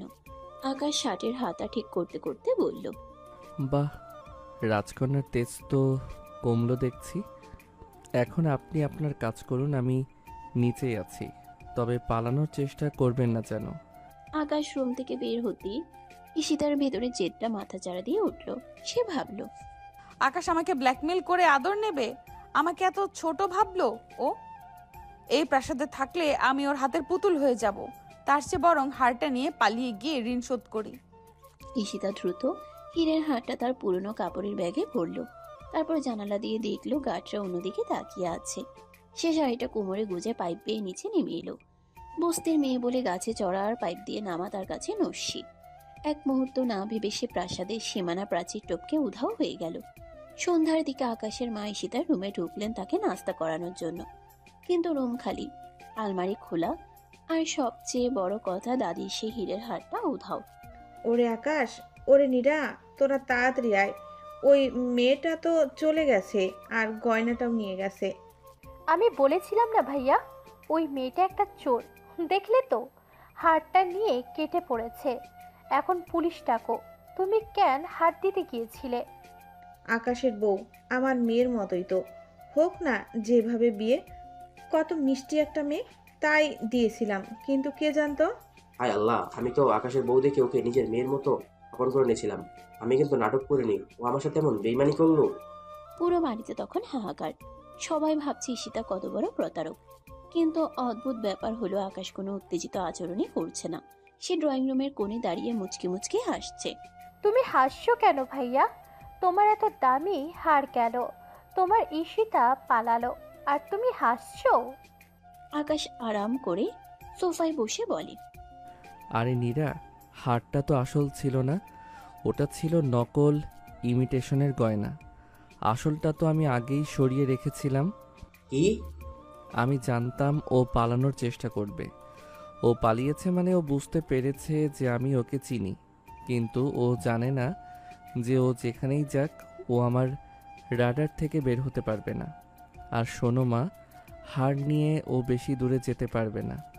ও এখন সোজা ওর বস্তিতে যাবে মজিদ মিয়ার ঋণ শোধ করতে, আর সেখানেই শুরু হবে আমাদের নাটকের ক্লাইম্যাক্স। আমি আসলে জানতে চাই ও কেন করছে এসব। ঈশিতা তখন হাঁপাতে হাঁপাতে বস্তিতে এসে পৌঁছেছে। সে ব্যাগ থেকে হারটা বের করে মজিদ মিয়াকে ডাকলো। এই যে মজিদ চাচা, আপনার সব টাকা নিয়ে নিন। এই হীরের হারটা রাখুন, এটা কয়েক লাখ টাকার। আমাদের মুক্তি দিন। মজিদ মিয়া হারটা দাঁত দিয়ে কামড়ে দেখে। আরে এই স্যামরি, এটা তো পিতলের উপর পানি দেওয়া, তুই আমাকে ভাওতা দিচ্ছিস? ধর এটা। কি নকল হার? আকাশ কি তবে আগে থেকেই জানতো? ঠিক তখনই বস্তির গলিতে দামি গাড়ির হেডলাইটের আলো পড়লো। গাড়ি থেকে আকাশ নামলো, তবে আজ আর মালির পোশাকে নয়, হীরের বোতাম লাগানো সিল্কের পাঞ্জাবি পরে। আকাশের পেছনে দাঁড়িয়ে আছে পুলিশ আর তার সেক্রেটারি আরিয়ান। ঈশিতা ম্যাডাম, আপনার রাজকীয় যাত্রা তো খুব দ্রুত শেষ হয়ে গেল। নকল হার দিয়ে কি আর আসল ঋণ শোধ হয়? ঈশিতা আকাশের দিকে তাকিয়ে অবাক হয়ে গেল। আকাশ, তুমি এত দামি পোশাকে কেন? কারণ আমি আসল আকাশ চৌধুরী, আপনার সেই পাখিজা গ্রুপের মালিক। এখন চলো বউ আমার, চুরির দায়ে না হলেও আমার সাথে থাকার দায়ে তোমাকে তো এখন জেলে যেতেই হবে। ঈশিতা আকাশের এই রূপ দেখে বাধ্য হয়ে গেল। সে বুঝতে পারলো সে যাকে শিকার ভেবেছিল সে আসলে নিজে এক শিকারীর জালে ধরা পড়েছে। আকাশ মুচকি হাসলো আর ঈশিতার হাতটা শক্ত করে ধরল। বস্তির ধুলোবালির মধ্যে দাঁড়িয়ে শুরু হলো তাদের নতুন এক লুকোচুরি জীবনের সমাপ্তি আর আসল প্রেমের শুরু। আকাশ বস্তিতে আসার পর চারিদিকে বস্তির উৎসুক মানুষের ভিড় লেগে যায়। আর মাঝখানে দাঁড়িয়ে থাকা আকাশ চৌধুরী, শহরের সবচেয়ে বড় কোটিপতি। ঈশিতা যখন জানতে পারলো এই মালি আকাশে আসলে সেই কোটিপতি আকাশ চৌধুরী এবং তাকে চুরির দায়ে পাকড়াও করতে সে পুলিশ নিয়ে হাজির হয়েছে, তখন ভয়ে কুকড়ে যাওয়ার বদলে ঈশিতার মাথায় জেদ চেপে বসলো। সে বুঝতে পারলো সে এক বিশাল ফাঁদে পড়েছে, কিন্তু দমে যাওয়ার পাত্রী সে নয়। ঈশিতা নিজের দোষ ঢাকতে তখন চিৎকার করে তুই তুকারি শুরু করলো। ওরে বাটপার, ওরে চোর, তুই এত বড় জালিয়াতি করলি আমার সাথে। তুই আমার ঘরে ঢুকে মালি সেজে আমার মায়ের হাতের ডাল ভাত খেয়ে এখন বড় সাহেব সেজেছিস। তুই না বললি তুই লর্ড সাহেবের বাগানে পানি দিস? এখন পুলিশ নিয়ে এসেছিস আমাকে ভয় দেখাতে? ছাড় আমাকে, আমি কোথাও যাব না তোর সাথে। খবরদার আমার গায়ে হাত দিবি না। আরিয়ান দেখলো ঈশিতা কোনোভাবেই নিয়ন্ত্রণে আসছে না। সে একটু রেগে ঈশিতার দিকে এগিয়ে গেল এবং পকেট থেকে একটা প্লাস্টিকের গান, যা সে ভয় দেখানোর জন্য এনেছিল, বের করতে চাইলো। সে ভেবেছিল একটু ধমক দিলে হয়তো এই ছটফটে মেয়েটা শান্ত হবে, কিন্তু আকাশ সঙ্গে সঙ্গে ইশারা করে আরিয়ানকে থামিয়ে দিল। খবরদার আরিয়ান, অত কঠিন হওয়ার প্রয়োজন নেই। জানো না, এই যে নরম ফুলগুলো দেখছো, এদের এইভাবে জোর করে ছিঁড়তে নেই। এদের বড্ড আলতো করে তুলে নিতে হয়, আদর দিয়ে নাড়া দিতে হয়। এই কথা শেষ হতে না হতেই আকাশ এক ঝটকায় ঈশিতাকে পাজা কোলা করে কোলে তুলে নিল। ঈশিতা আকাশ থেকে পড়ার মতো অবস্থা। সে একদম ছোট বাচ্চাদের মতো অদ্ভুত কাণ্ড শুরু করলো। সে আকাশের চওড়া বুকে ছোট ছোট কেলঘুষি মারতে লাগলো, শূন্যে পা ছুটতে লাগলো আর কান্নাকাটি শুরু করলো। ওরে বাবা রে, আমাকে কিডন্যাপ করছে। ও মা, দেখো তোমার মেয়েকে এই বান্দরটা চুরি করে নিয়ে যাচ্ছে। ছাড় বলছি। তুই আমাকে নামাচ্ছিস না কেন? তোর হাড় গোড় আজ আমি গুঁড়ো করে দেব। ওরে কে আছিস? আমাকে বাঁচা। বস্তির লোকজন আর ঈশিতার মা পাথর হয়ে তাকিয়ে আছেন। ঈশিতার মা কান্নাকাটি করে আকাশের পথ আগলে ধরতে চাইলেন। আকাশ তখন খুব নিচু স্বরে কিন্তু অত্যন্ত ভদ্রভাবে বলল, আম্মা, আপনি একদম চিন্তা করবেন না। ও আমার আইনত বিবাহিত স্ত্রী। স্বামীর কাছেই ও পৃথিবীতে সবচেয়ে নিরাপদ থাকবে। আপনি বরং আমাদের দোয়া করুন, ওর সব দায়িত্ব এখন আমার। ঈশিতা আকাশের কোলে ঝুলে থেকেই চিৎকার করে, কিসের বউ? কে তোর বউ? ওই ময়লা পর্দা দিয়ে ফাঁস নেওয়ার নাটক কি বিয়ে নাকি? তুই আমার বর্ণস, তুই একটা ডাকাত। ছাড় বলছি, তোকে আমি ডিভোর্স করে দেব। কিন্তু আকাশ কোনো কথাই কান দিল না। সে ঈশিতাকে নিয়ে সোজা গাড়ির কাছে গেল এবং জোর করে তাকে পিছনের সিটে বসিয়ে দিল। গাড়ি যখন স্টার্ট নিল, ঈশিতা কাঁচ পিটিয়ে গালিগালাজ করতে লাগলো, কিন্তু আকাশ শুধু মুচকি হাসলো। তার চোখে তখন এক বিজয়ী বীরের তৃপ্তি। চৌধুরী ভিলার বিশাল ড্রয়িং রুমে এখন ভিনপদ নীরবতা। ঈশিতা সোফার এক কোণে একদম গুটিসুটি মেরে বসে আছে। তার সেই চঞ্চলতা এখন রাগে আর অভিমানে রূপ নিয়েছে।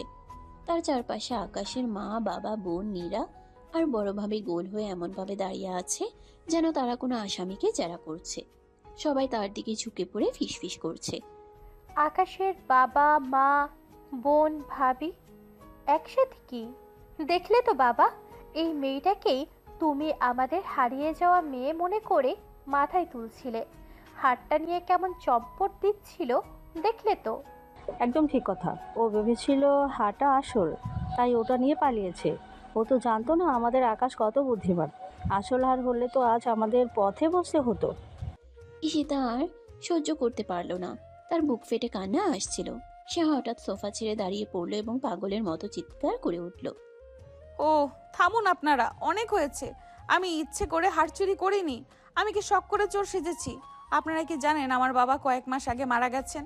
আমার পরিবারে শুধু আমি আর আমার অসুস্থ মা। বাবার অনেক দেনা ছিল বাজারে। আর আমার মা ক্যান্সার পেশেন্ট। প্রতিদিন ওষুধের জন্য হাজার হাজার টাকা লাগে আমাদের। আমি কত জায়গায় কাজ খুঁজেছি, কেউ আমাকে কাজ দেয়নি। যারা দিতে চেয়েছিল তারা আমাকে কুপ্রস্তাব দিয়েছিল। ওদিকে পাওনাদারেরা দিনের পর দিন বাড়িতে এসে আমাকে আর আমার আদমরা মাকে অশ্রাব্য গালিগালাজ করতো। মায়ের অবস্থা দিন দিন খারাপ হচ্ছিল।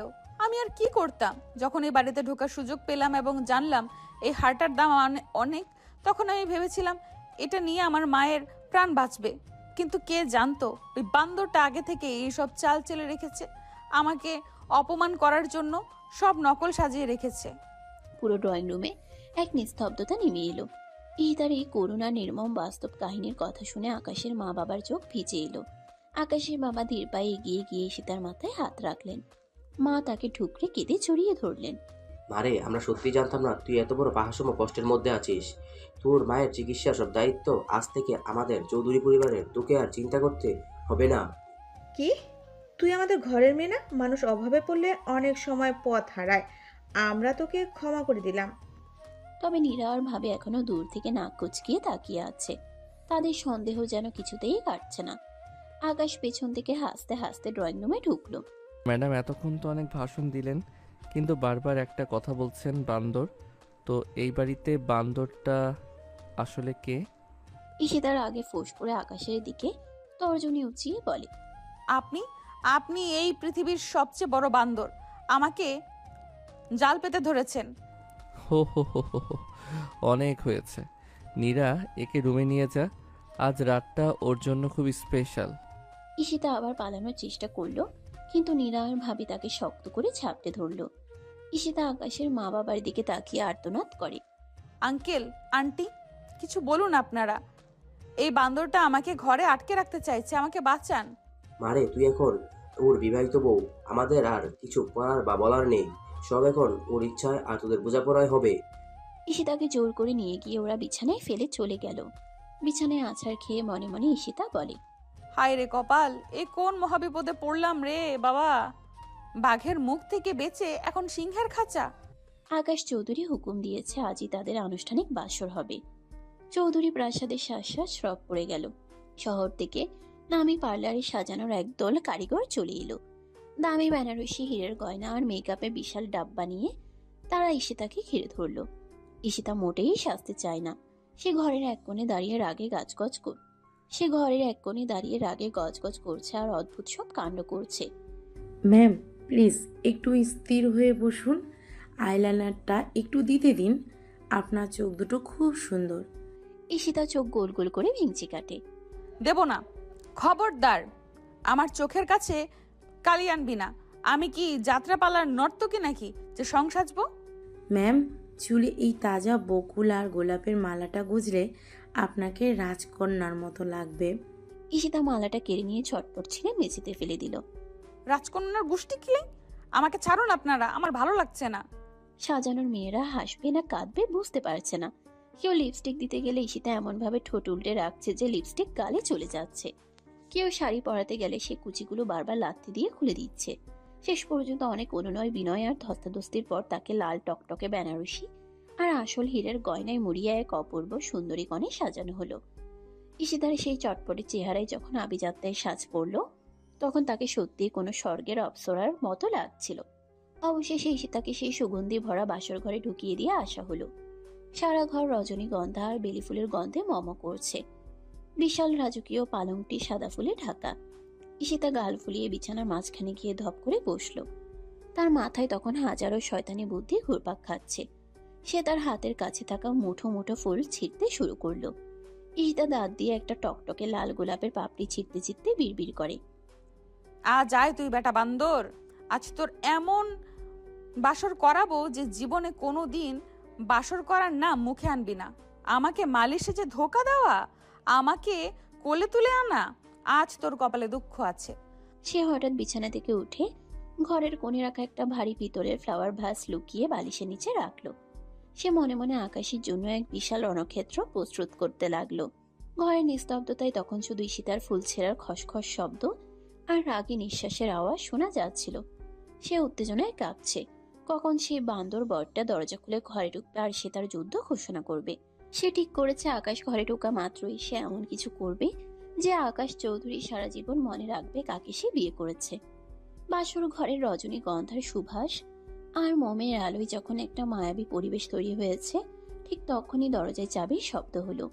ঈশিতা চট করে সোজা হয়ে বসলো। তার চোখ দুটো রাগে জ্বলছে।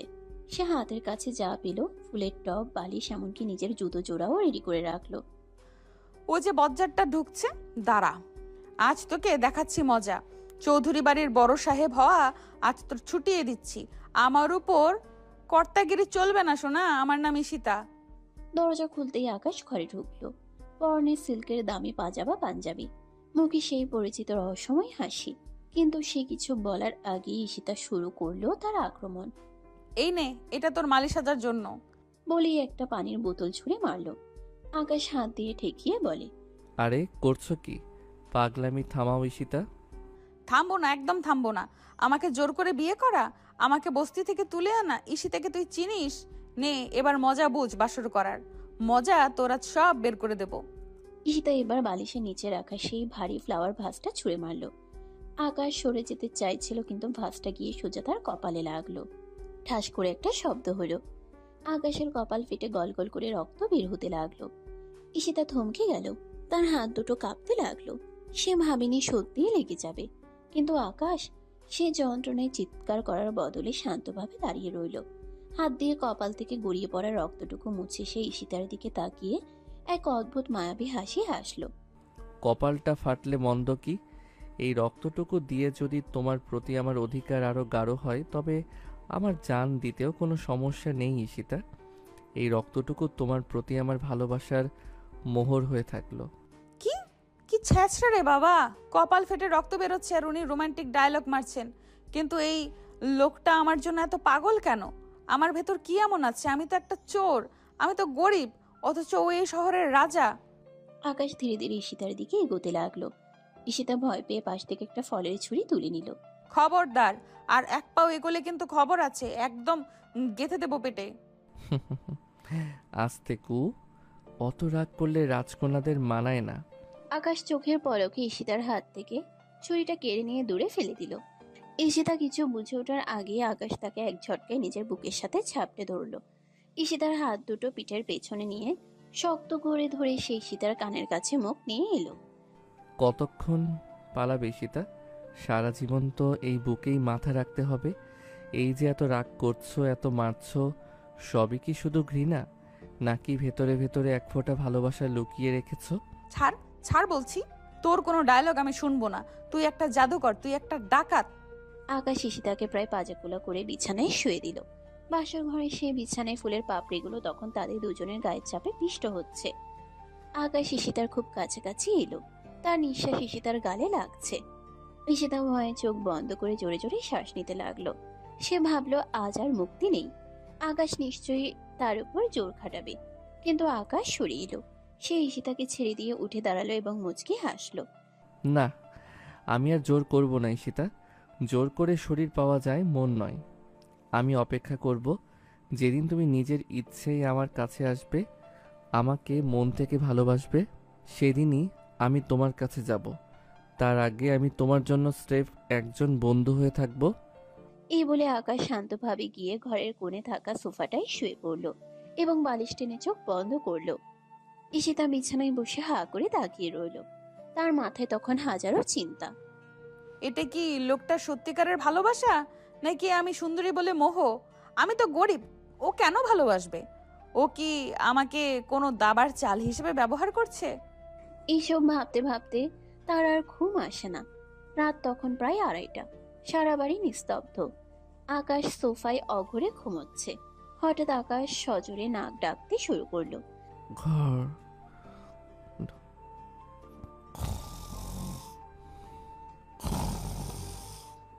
ঈশিতা এমনিতে খুব সাহসী মেয়ে, কিন্তু মাঝরাতে এই অদ্ভুত আওয়াজে সে ভয় পেয়ে গেল। ঘরের কোণে ছায়া দেখে তার মনে হলো কেউ দাঁড়িয়ে আছে। সে ভয়ে কাঁপতে কাঁপতে বিছানা থেকে নেমে সোজা আকাশের কাছে গেল। কোনো কিছু না ভেবেই সে আকাশকে জড়িয়ে ধরলো। এই যে মালি সাহেব, আকাশ, এই আকাশ উঠুন, কে যেন ডাকছে, ভয় লাগছে আমার। আকাশ ঘুমের ঘুরে ঈশিতাকে পরম মমতায় জড়িয়ে ধরলো এবং বুকের সাথে আরো ঝাপটে ধরলো। সে ঘুমের মধ্যে বিড়বিড় করে বলতে লাগলো, I love you Ishita, please আমাকে ছেড়ে যেও না। তোমাকে ছাড়া আমি অসম্পূর্ণ। ঈশিতা অবাক হয়ে আকাশের মুখের দিকে তাকিয়ে বলে, আরে ঘুমের ভেতরেও এই ব্যাটা প্রেমের বোম মারছে। আজব তো, সারাদিন জ্বালিয়ে এখন ঘুমের মধ্যে স্বপ্ন দেখছে। কি অদ্ভুত লোক রে বাবা। ঈশিতা আর নিজেকে ছাড়িয়ে নিল না। আকাশের বুকের উষ্ণতা আর সেই মায়াবী ঘুমে ঈশিতারও কখন চোখ লেগে এলো সে নিজেও জানলো না। সোফার সে এক চেলতে জায়গায় দুজন মানুষ, একজন ধনী একজন গরিব, একজন চোর একজন সম্রাট, সব ভেদাভেদ ভুলে এক হয়ে গেল ঘুমের দেশে। পরের দিন সকালের আলো যখন বাসর ঘরের জানালা দিয়ে এসে ঈশিতার মুখে পড়লো, তখন তার ঘোর কাটলো। সে অনুভব করলো তার কোমরে কারো শক্ত হাতের বাঁধন। চোখ মেলে তাকিয়েই তার আত্মারাম খাঁচা ছাড়া। সে দেখলো সে সোফার এক চিলতে জায়গায় আকাশের বুকের উপর লেপ্টে আছে। হে কি, আমি এখানে কেন? ছি ছি, আমি কি কাল রাতে ভয় পেয়ে বজ্জাটার কাছে চলে এসেছিলাম? উফ, ও জেগে ওঠার আগেই আমাকে সরতে হবে, মান সম্মান সব গেল। ঈশিতা খুব সাবধানে আকাশের হাতের বাঁধন আলগা করে উঠে যেতে চাইল, কিন্তু আকাশ ঘুমের ঘোরেই তাকে আরো শক্ত করে নিজের দিকে টেনে নিল। তার চোখ এখনো বন্ধ, কিন্তু মুখে এক চিলতে দুষ্টু হাসি। এখনই যেও না, একটু আদর করো না লক্ষ্মীটি, সকালটা বড্ড সুন্দর। ছাড় ছাড় বলছি। ইস, কিসের আদর? সকাল সকাল রোম্যান্স মারানো হচ্ছে। ছাড়বি কিনা বল, নইলে এক জগ ঠান্ডা পানি এনে তোর গায়ে ঢেলে দেব, তখন বুঝবি কত ধানে কত চাল। আবার আদর? ঈশিতা এক ঝটকায় নিজেকে ছাড়িয়ে নিয়ে বাথরুমে ঢুকে পড়ল। কিছুক্ষণ পর গোসল সেরে ভেজা চুলে আয়নার সামনে বসলো সে। পরনে একটা সাধারণ শাড়ি, কিন্তু ভেজা চুলে তাকে বড্ড মায়াবী লাগছে। সে যখন চুল আঁচড়াচ্ছিল, হঠাৎ আয়নার প্রতিবিম্বে দেখল আকাশ দরজায় হেলান দিয়ে বিভোর হয়ে তার দিকে তাকিয়ে আছে। আকাশ মুগ্ধ হয়ে ফিসফিস করে, অপূর্ব, তোমাকে এই সাজে জাস্ট অপার্থিব লাগছে ঈশিতা। কি কি বললেন? আবার সেই ঢং শুরু হলো? না কিছু না, তাড়াতাড়ি তৈরি হও, নিচে মেহমানরা আসতে শুরু করেছে, তোমাকে দেখার জন্য সারা শহর ভেঙে পড়বে আজ। মোটেও না, আমি যাব কেন? আমি আপনার কোনো প্রদর্শনী নাকি যে লোকে আমাকে দেখতে আসবে? আমি যাব না। ঠিক সেই মুহূর্তে ঘরে ঢুকলো নীরা আর ভাবি। তাদের পেছনে 5-6 জন পার্লারের মেয়ে, সবার হাতে বড় বড় ডালা। ডালাগুলোতে ঠাসা দামি কসমেটিক্স, হীরের গয়না, ডিজাইনার শাড়ি আর আরো কত কি। ঈশিতা তো দেখে ওরে বাপরে, এই বেটা এত বড় লোক, অথচ কালকে রাস্তায় ঘুরে বেড়াচ্ছিল ঠিক যেন এক মালি। কি অদ্ভুত দুনিয়া রে বাবা। নাও, তৈরি হয়ে নাও, বস্তি থেকে এসেছো, হয়তো এইসব জিনিস জীবনে একসাথে চোখেই দেখোনি। গয়নাগুলো দেখে আবার অজ্ঞান হয়ে যেও না যেন। বাবার বাড়িতে তো নিশ্চয়ই এত দামি জিনিস স্বপ্নের অতীত ছিল। নীরার কথা শেষ হতে না হতেই আকাশ বাঘের মতো গর্জে উঠল। সে দ্রুত নীরার কাছে গিয়ে ঠাস করে একটা চড় বসিয়ে দিল তার গালে। ঘরে সবাই স্তব্ধ হয়ে গেল। নীরা, খবরদার, ও আমার স্ত্রী, চৌধুরী বাড়ির বড় বউ। এরপর যদি কোনোদিন ওর অতীত নিয়ে বা ওর অভাব নিয়ে একটাও বাঁকা কথা বলেছিস, তবে এই বাড়ি থেকে তোকে ঘাড় ধরে বের করে দেব। আর ভাবি, ওকে শেখান বাড়ির বড়দের সাথে আর ছোটদের সাথে কি করে কথা বলতে হয়। নীরা গালে হাত দিয়ে কাঁদতে কাঁদতে বলে, ভাইয়া, তুমি এই সামান্য একটা নিচু জাতের মেয়ের জন্য আমাকে মারলে? ও তো বাহিরের একটা আপদ। ও আমার সব, ও আমাদের পরিবারের অবিচ্ছেদ্য অংশ। আমার সামনে আমার স্ত্রীকে কেউ অপমান করলে আমি তা বরদাস্ত করব না। এখন এখান থেকে যা। নীরা রেগে ফুঁসতে ফুঁসতে ঘর থেকে বেরিয়ে গেল। আকাশ ঈশিতার দিকে তাকিয়ে নরম সুরে বলল, তৈরি হয়ে নাও ঈশিতা, তোমাকে আজ সবচেয়ে সুন্দর দেখতে চাই। এই বলে সে বেরিয়ে গেল। ঈশিতা এক মুহূর্তের জন্য থমকে গেল। লোকটা তাকে এভাবে সবার সামনে আগলে রাখবে সে ভাবেনি। তার মনের এক কোণে সামান্য বরফ করলো, কিন্তু পরক্ষণেই সে নিজেকে সামলে নিল। ম্যাম, শ্বাস শুরু করি? আচ্ছা করুন, তবে মনে রাখবেন আমাকে যেন আবার পেতনি সাজিয়ে দিবেন না। সাজার সময় ঈশিতা সমানে হাস্যকর কাণ্ড করতে লাগলো।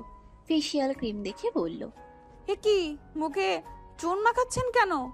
লিপস্টিক দিতে গেলে সে হাসি চাপতে পারছিল না, কিন্তু পার্লারের মেয়েরা তাকে জোর করে এক প্রকার ঝাপটে ধরে সাজিয়ে দিল। শ্বাস শেষে যখন সে আয়নার সামনে দাঁড়ালো, নিজের চোখকে বিশ্বাস করতে পারল না। দামি বেনারসি আর হীরের গয়নায় তাকে সত্যি এক রানীর মতো লাগছে। সে কোনোদিন কল্পনাও করেনি যে তাকে এত সুন্দর লাগতে পারে। নিচে তখন বিশাল আয়োজন, আলোর রোশনাই আর দামি দামি মানুষের ভিড়। মাইকে ঘোষণা করা হলো, এখন আপনাদের সামনে আসছেন আকাশ চৌধুরীর সহধর্মিণী ঈশিতা চৌধুরী। ঈশিতা যখন সিঁড়ি দিয়ে নামছিল, পুরো হলরুম নিস্তব্ধ হয়ে গেল। আকাশ নিচে দাঁড়িয়ে ছিল। সে ঈশিতাকে দেখে যেন আকাশ থেকে পড়ল। তার চোখ ছানা পড়া, মুখ হা হয়ে আছে। সে মনে মনে ভাবলই, ঈশিতা কি সত্যি মানুষ নাকি কোনো পরী? আমাদের রাজলক্ষ্মী মা এসেছে, এসো মা, স্টেজে এসো। আকাশ ঈশিতার পাশে গিয়ে ফিসফিস করে বলল, আজ রাতে কিন্তু কড়া রোমান্স হবে, তুমি যা সুন্দরী লাগছে না।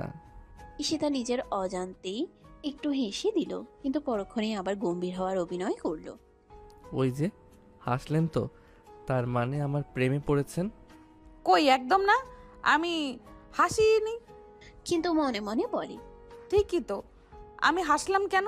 না না, এই ঝগড়ুটে লোকটার প্রেমে পড়া যাবে না কিছুতেই। হঠাৎ ভিড়ের মধ্যে থেকে এক যুবক চিৎকার করে উঠল, আরে একে তো আমি চিনি, ও তো সে বস্তির মেয়েটা যার মা মানুষের বাড়িতে কাজ করে। চৌধুরী সাহেব কি শেষে এক বস্তির চোরকে বিয়ে করলেন? মুহূর্তের মধ্যে পুরো হলরুম গুঞ্জন শুরু হলো। নীরা দূর থেকে মুচকে হাসছিল। ঈশিতা লজ্জায় আর অপমানে মাথা নিচু করে স্টেজ থেকে নেমে চলে যেতে চাইলো, কিন্তু আকাশ শক্ত করে তার হাত চেপে ধরলো। আকাশ ঈশিতার দিকে তাকিয়ে বলল, পালাচ্ছ কেন ঈশিতা? বস্তিতে থাকা কি কোনো অপরাধ? গরিব হওয়া কি পাপ? মাথা উঁচু করো। এরপর আকাশ ভিড়ের মধ্যে তাকিয়ে সিংহের মতো গর্জে উঠল, হ্যাঁ, ও বস্তিতে থাকতো, ওর মা মানুষের বাড়িতে কাজ করে। So what? তাতে কি ওর মানুষ হিসেবে সম্মান কমে যায়? যারা এখানে বসে আভিজাত্যের বড়াই করছেন তাদের মনে রাখা উচিত, সম্পত্তি মানুষ তৈরি করে না, চরিত্র আর সাহস মানুষ তৈরি করে। ঈশিতা যা, আমি তাকে সেইভাবেই ভালোবাসি। এরপর আকাশ সেই যুবকের কাছে গিয়ে কলারে ধরে তাকে একটা কড়া থাপ্পড় মারল। আমার বাড়িতে দাঁড়িয়ে আমার স্ত্রীকে অপমান করার সাহস তোকে কে দিল? বডিগার্ড, একে এখনই ঘাট ধরে বের করে দাও। আর শোনো সবাই, আজ থেকে ঈশিতাই এই সাম্রাজ্যের রানী। যার সহ্য হয় না সে এখনই বেরিয়ে যেতে পারে। পুরো হলরুম শান্ত হয়ে গেল। এরা মুগ্ধ হয়ে আকাশের দিকে তাকিয়ে রইল।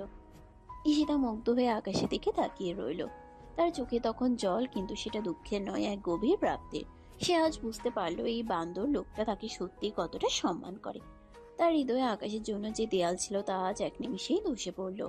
আকাশ ঈশিতার চোখে জল মুছে দিয়ে বলল, এবার বলো, এখনো কি আমি বান্দর?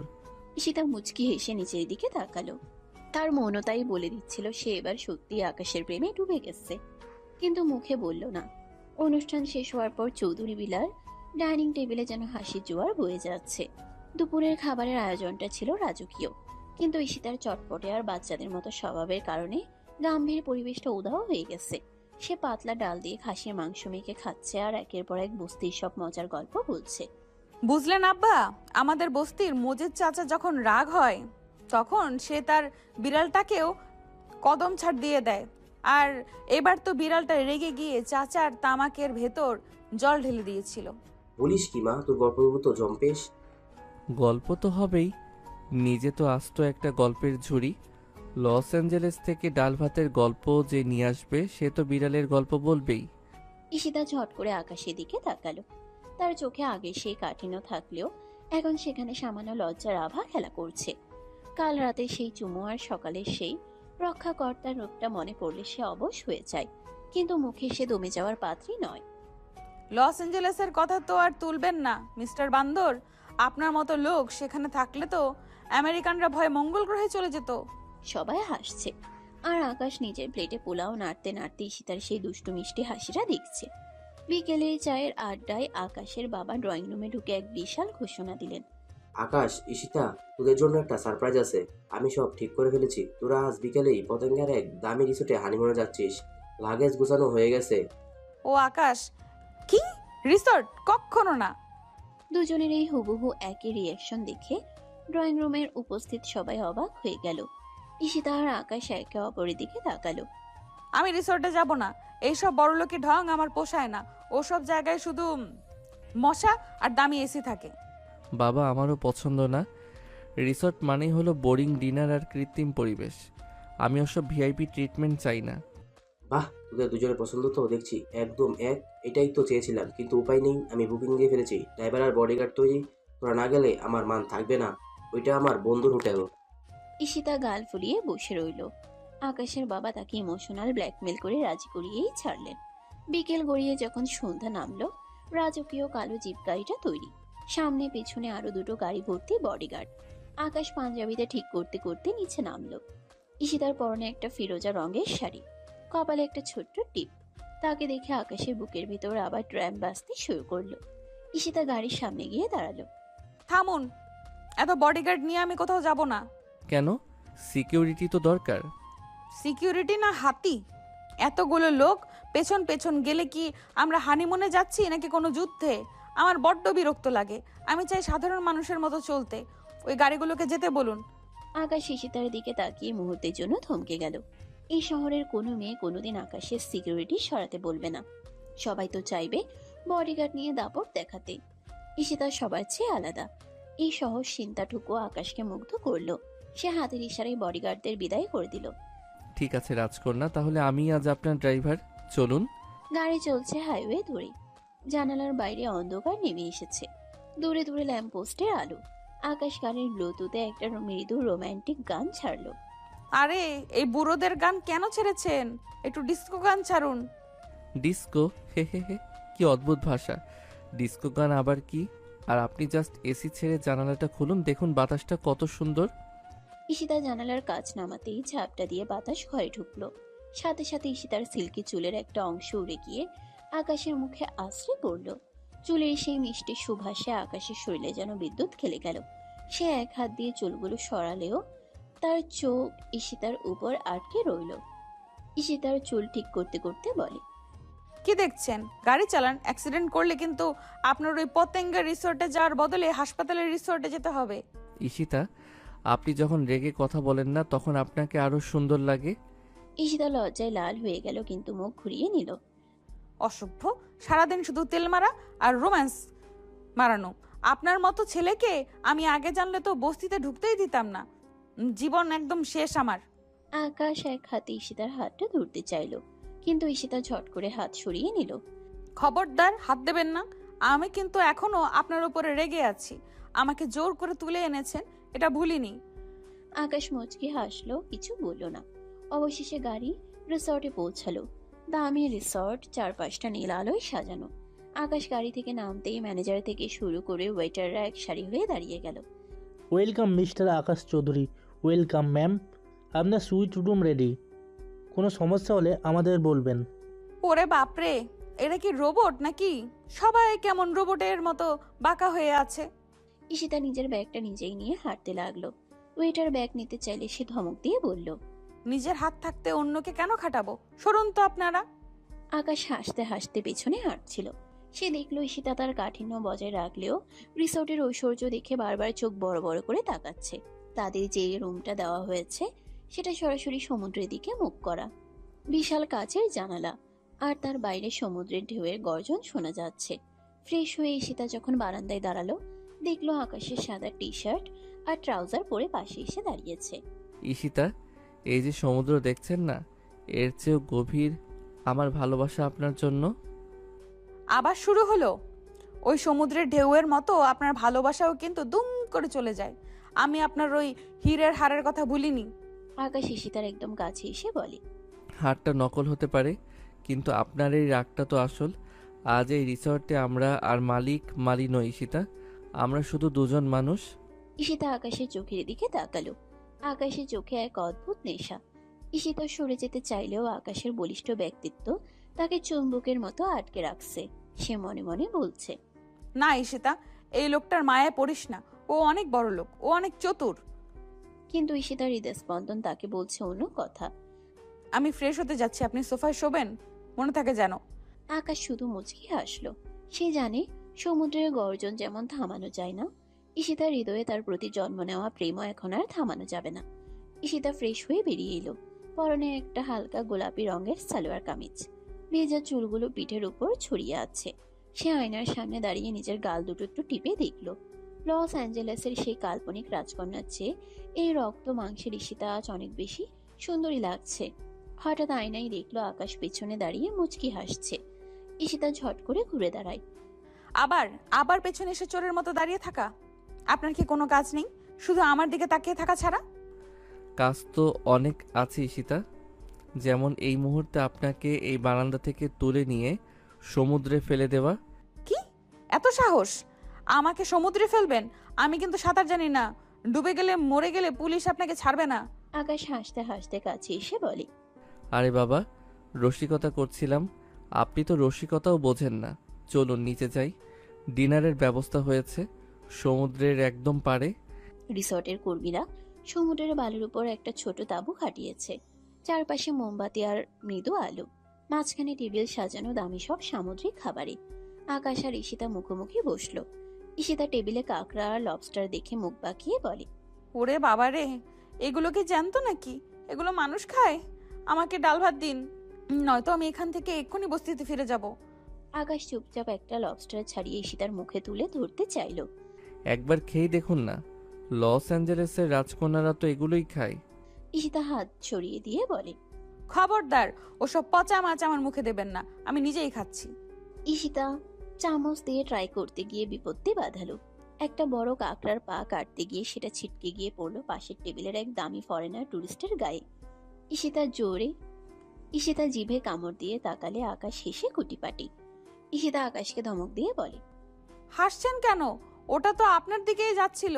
ভাগ্য ভালো লোকটার গায়ে পড়েছে। আপনি না থাকলে আমার জীবনটা কত বোরিং হতো ঈশিতা। এই যে এত কাণ্ড করছেন, এটাই তো আসল জীবন। ঈশিতা চুপ হয়ে গেল। ডিনার শেষ করে তারা যখন নির্জন সমুদ্র সৈকত ধরে হাঁটছিল, হঠাৎ 4-5 জন মাতাল যুবক তাদের পথ আটকে দাঁড়ালো। তারা ঈশিতার দিকে কুদৃষ্টিতে তাকাতে লাগলো। ওরে ভাই, দেখ কি মাল! আর সাথের মালটা তো দেখি একা একাই সব দামি জিনিস ভোগ করছে। আমাদের একটু ভাগ দিলে কি হয়? ঈশিতা ভয়ে আকাশের পিঠের পেছনে গিয়ে লুকালো। সে যদিও চটপটে, কিন্তু এই পরিস্থিতিতে তার হাত পা কাঁপছে। আকাশ শান্তভাবে ঈশিতার হাতটা শক্ত করে ধরল। তোমরা হয়তো জানো না তোমরা কার সামনে দাঁড়িয়ে আছো। আমার স্ত্রীর দিক থেকে নজর সরাও, নইলে সমুদ্রের পানি আজ লাল হয়ে যাবে। আরে কোটিপতি মানুষ তো শুধু চেক সই করতে জানে, মারামারি কি আর জানে? আয় দেখি। মাতাল যুবকটি যখন ঈশিতার দিকে হাত বাড়াতে গেল, আকাশ এক নিমিষে তার কবজি ধরে মট করে ঘুরিয়ে দিল। মুহূর্তের মধ্যে আকাশ একাই 4 জনকে মাটিতে শুয়ে দিল। তার কিল ঘুষিয়ে আর লাথির তোড়ে তারা পালানোর পথ পেল না। ঈশিতা হা করে আকাশের এই রূপ দেখছে।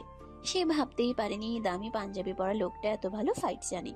ঈশিতা যুবকরা পালিয়ে যাওয়ার পর বলে, ওরে বাবা রে, আপনি তো দেখি আস্ত একটা অ্যাকশন হিরো। মালের বেশি কি আপনি কুস্তি লড়তেন নাকি? আরে না, ব্ল্যাক বেল্ট নেওয়া আছে। আমার বউকে কেউ টাচ করবে আর আমি বসে থাকবো? ঈশিতা প্রথমবার অনুভব করলো এই লোকটা শুধু তার টাকা দিয়ে নয়, তার বাহুবল আর সাহস দিয়েও তাকে রক্ষা করতে জানে।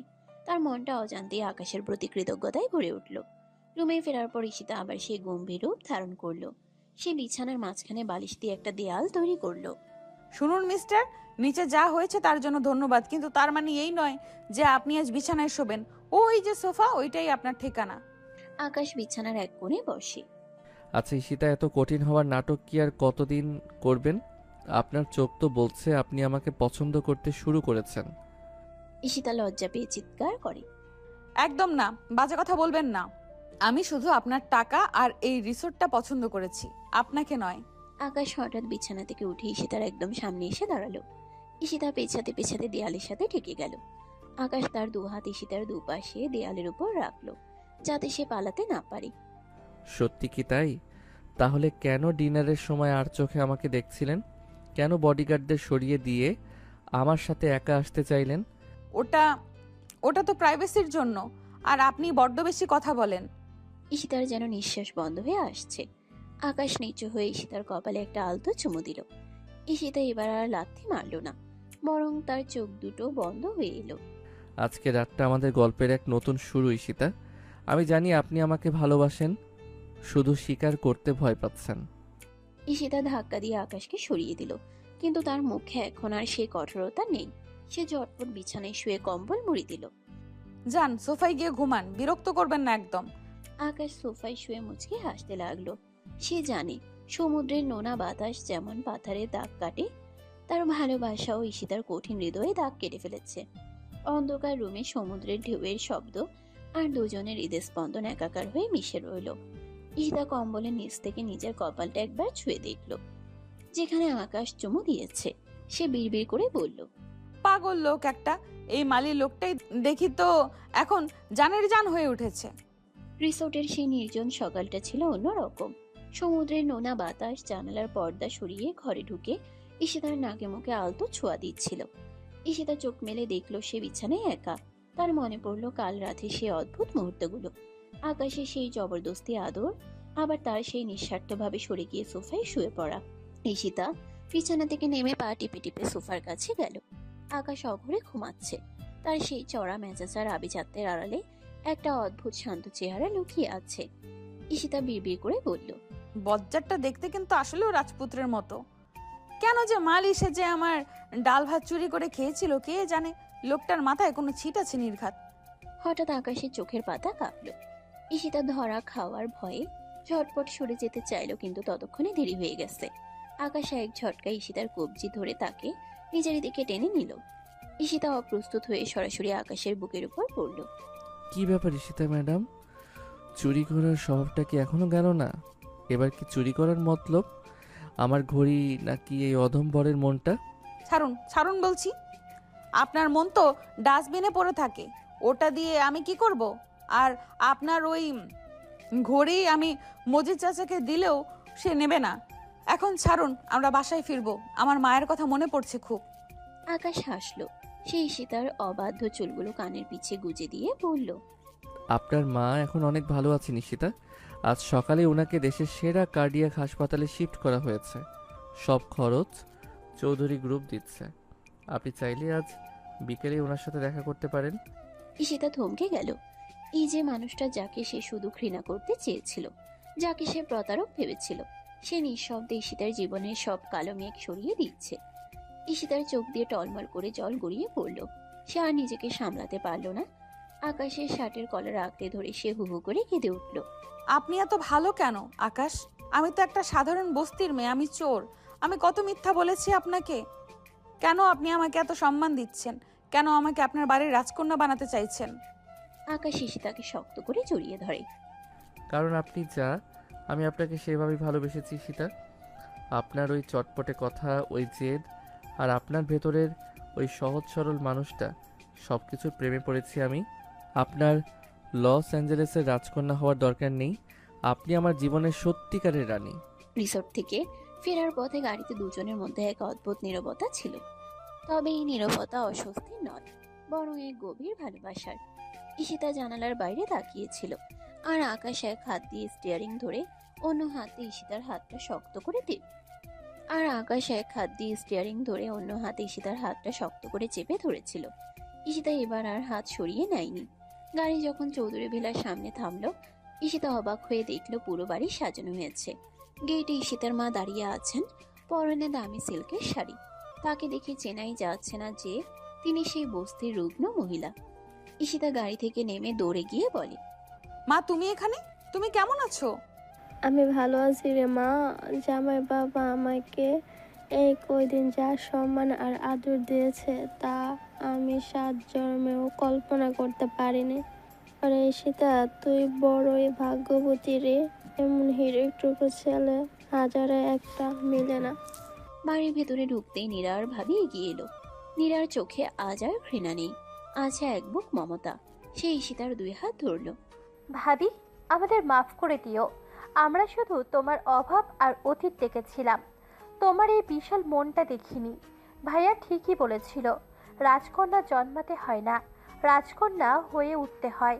আর তুমি আমাদের বাড়ির সবচেয়ে যোগ্য রাজকন্যা। ঈশিতা হাসলো। তার সেই মিথ্যে চৌধুরী গ্রুপের উত্তরাধিকারিণী হওয়ার আর প্রয়োজন নেই। সে আজ সত্যি একটি বিশাল হৃদয়ের পরিবারের অবিচ্ছেদ্য অংশ। বিকেল গড়িয়ে সন্ধ্যা নামলো। আকাশের বাবা মা, ঈশিতার মা সবাই মিলে বাগানে বসে গল্প করছেন। আকাশ আর ঈশিতা বারান্দায় দাঁড়িয়ে সেই দৃশ্য দেখছে। আকাশ পেছন থেকে ঈশিতাকে জড়িয়ে ধরলো। তো ঈশিতা ম্যাডাম, আপনার পরবর্তী প্ল্যান কি? আবার কোনো পাওনাদারকে ভয় দেখানোর নাটক করবেন নাকি? ভাবছি আপনার ওই বিশাল ব্যবসাটা আমি দখল করব, তারপর আপনাকে মালি বানিয়ে সারাদিন রোদে দাঁড় করিয়ে রাখবো। আমি তো রাজি, তবে আমার একটা শর্ত আছে। কি শর্ত? প্রতিদিন সকালে আপনাকে সেই বস্তির স্টাইলে আলু ভর্তা আর পাতলা ডাল দিয়ে ভাত মেখে আমাকে খাওয়াতে হবে। ওই সাধারণ খাবারের যে স্বাদ তা আমার এই কোটি টাকার বুফেতেও নেই। আচ্ছা বাবা, রাজপুত্রের জন্য আলু ভর্তাই সই, কিন্তু শুনুন, আপনি কি সত্যি আমাকে ভালোবাসেন? আকাশ ঈশিতার নাকে একটা আলতো কামড় দিয়ে বলে, আপনি কারো মতো নন ঈশিতা। আপনি শুধু আপনি। আপনার ওই জেদ, ওই পাগলামি আর ওই অদ্ভুত হাসি, এই সবই আমাকে পাগল করে দেয়। সূর্য ডুবে অন্ধকার ঘনিয়ে এলো। আকাশে এক ফালি চাঁদ উঠেছে। ঈশিতা আকাশের কাঁধে মাথা রাখলো। সে অনুভব করলো জীবনের আসল সার্থকতা ঐশ্বর্যে নয়, বরং এমন একজনের পাশে থাকাই যে আপনাকে আপনার সমস্ত খামতি সহ গ্রহণ করতে পারে। আকাশ, আপনি কি জানেন, আমি যখন প্রথম আপনার শার্টের কলার ধরে টেনেছিলাম তখন একবারও ভাবিনি এই শার্টের নিচে এত বড় একটা হৃদয় আছে। আর আমি যখন আপনার ওই ছেঁড়া ব্যাগ আর আঠা দিয়ে লাগানো জুতো দেখেছিলাম তখন বুঝেছিলাম এই মেয়েটা অভাবী হতে পারে, কিন্তু ওর সাহস আকাশ ছোঁয়া। দুজনের হাসি রাতে নিস্তব্ধতাকে ছাপিয়ে গেল। চৌধুরী প্রাসাদে আজ আর কোনো মিথ্যে রাজকন্যা নেই, আছে এক সত্যিকারে ভালোবাসার জায়গা। ঈশিতা বুঝতে পেরেছে সে যে সুখের স্বপ্ন দেখত তা কোনো দামি হীরের হারে ছিল না, তা ছিল আকাশের সেই গভীর চোখের মায়ায়। আই লাভ ইউ মিস্টার বান্দর। I love you too my fake princess. বাতাসে রজনীগন্ধার সুভাষ আর সমুদ্রের দূরবর্তী গর্জন যেন ঘোষণা করল এই গল্পের কোনো শেষ নেই। ঈশিতা আর আকাশের এই প্রেম অমর হয়ে থাকবে চৌধুরী প্রাসাদের প্রতিটি দেওয়ালে, প্রতিটি ধূলিকণায়। সমাপ্ত।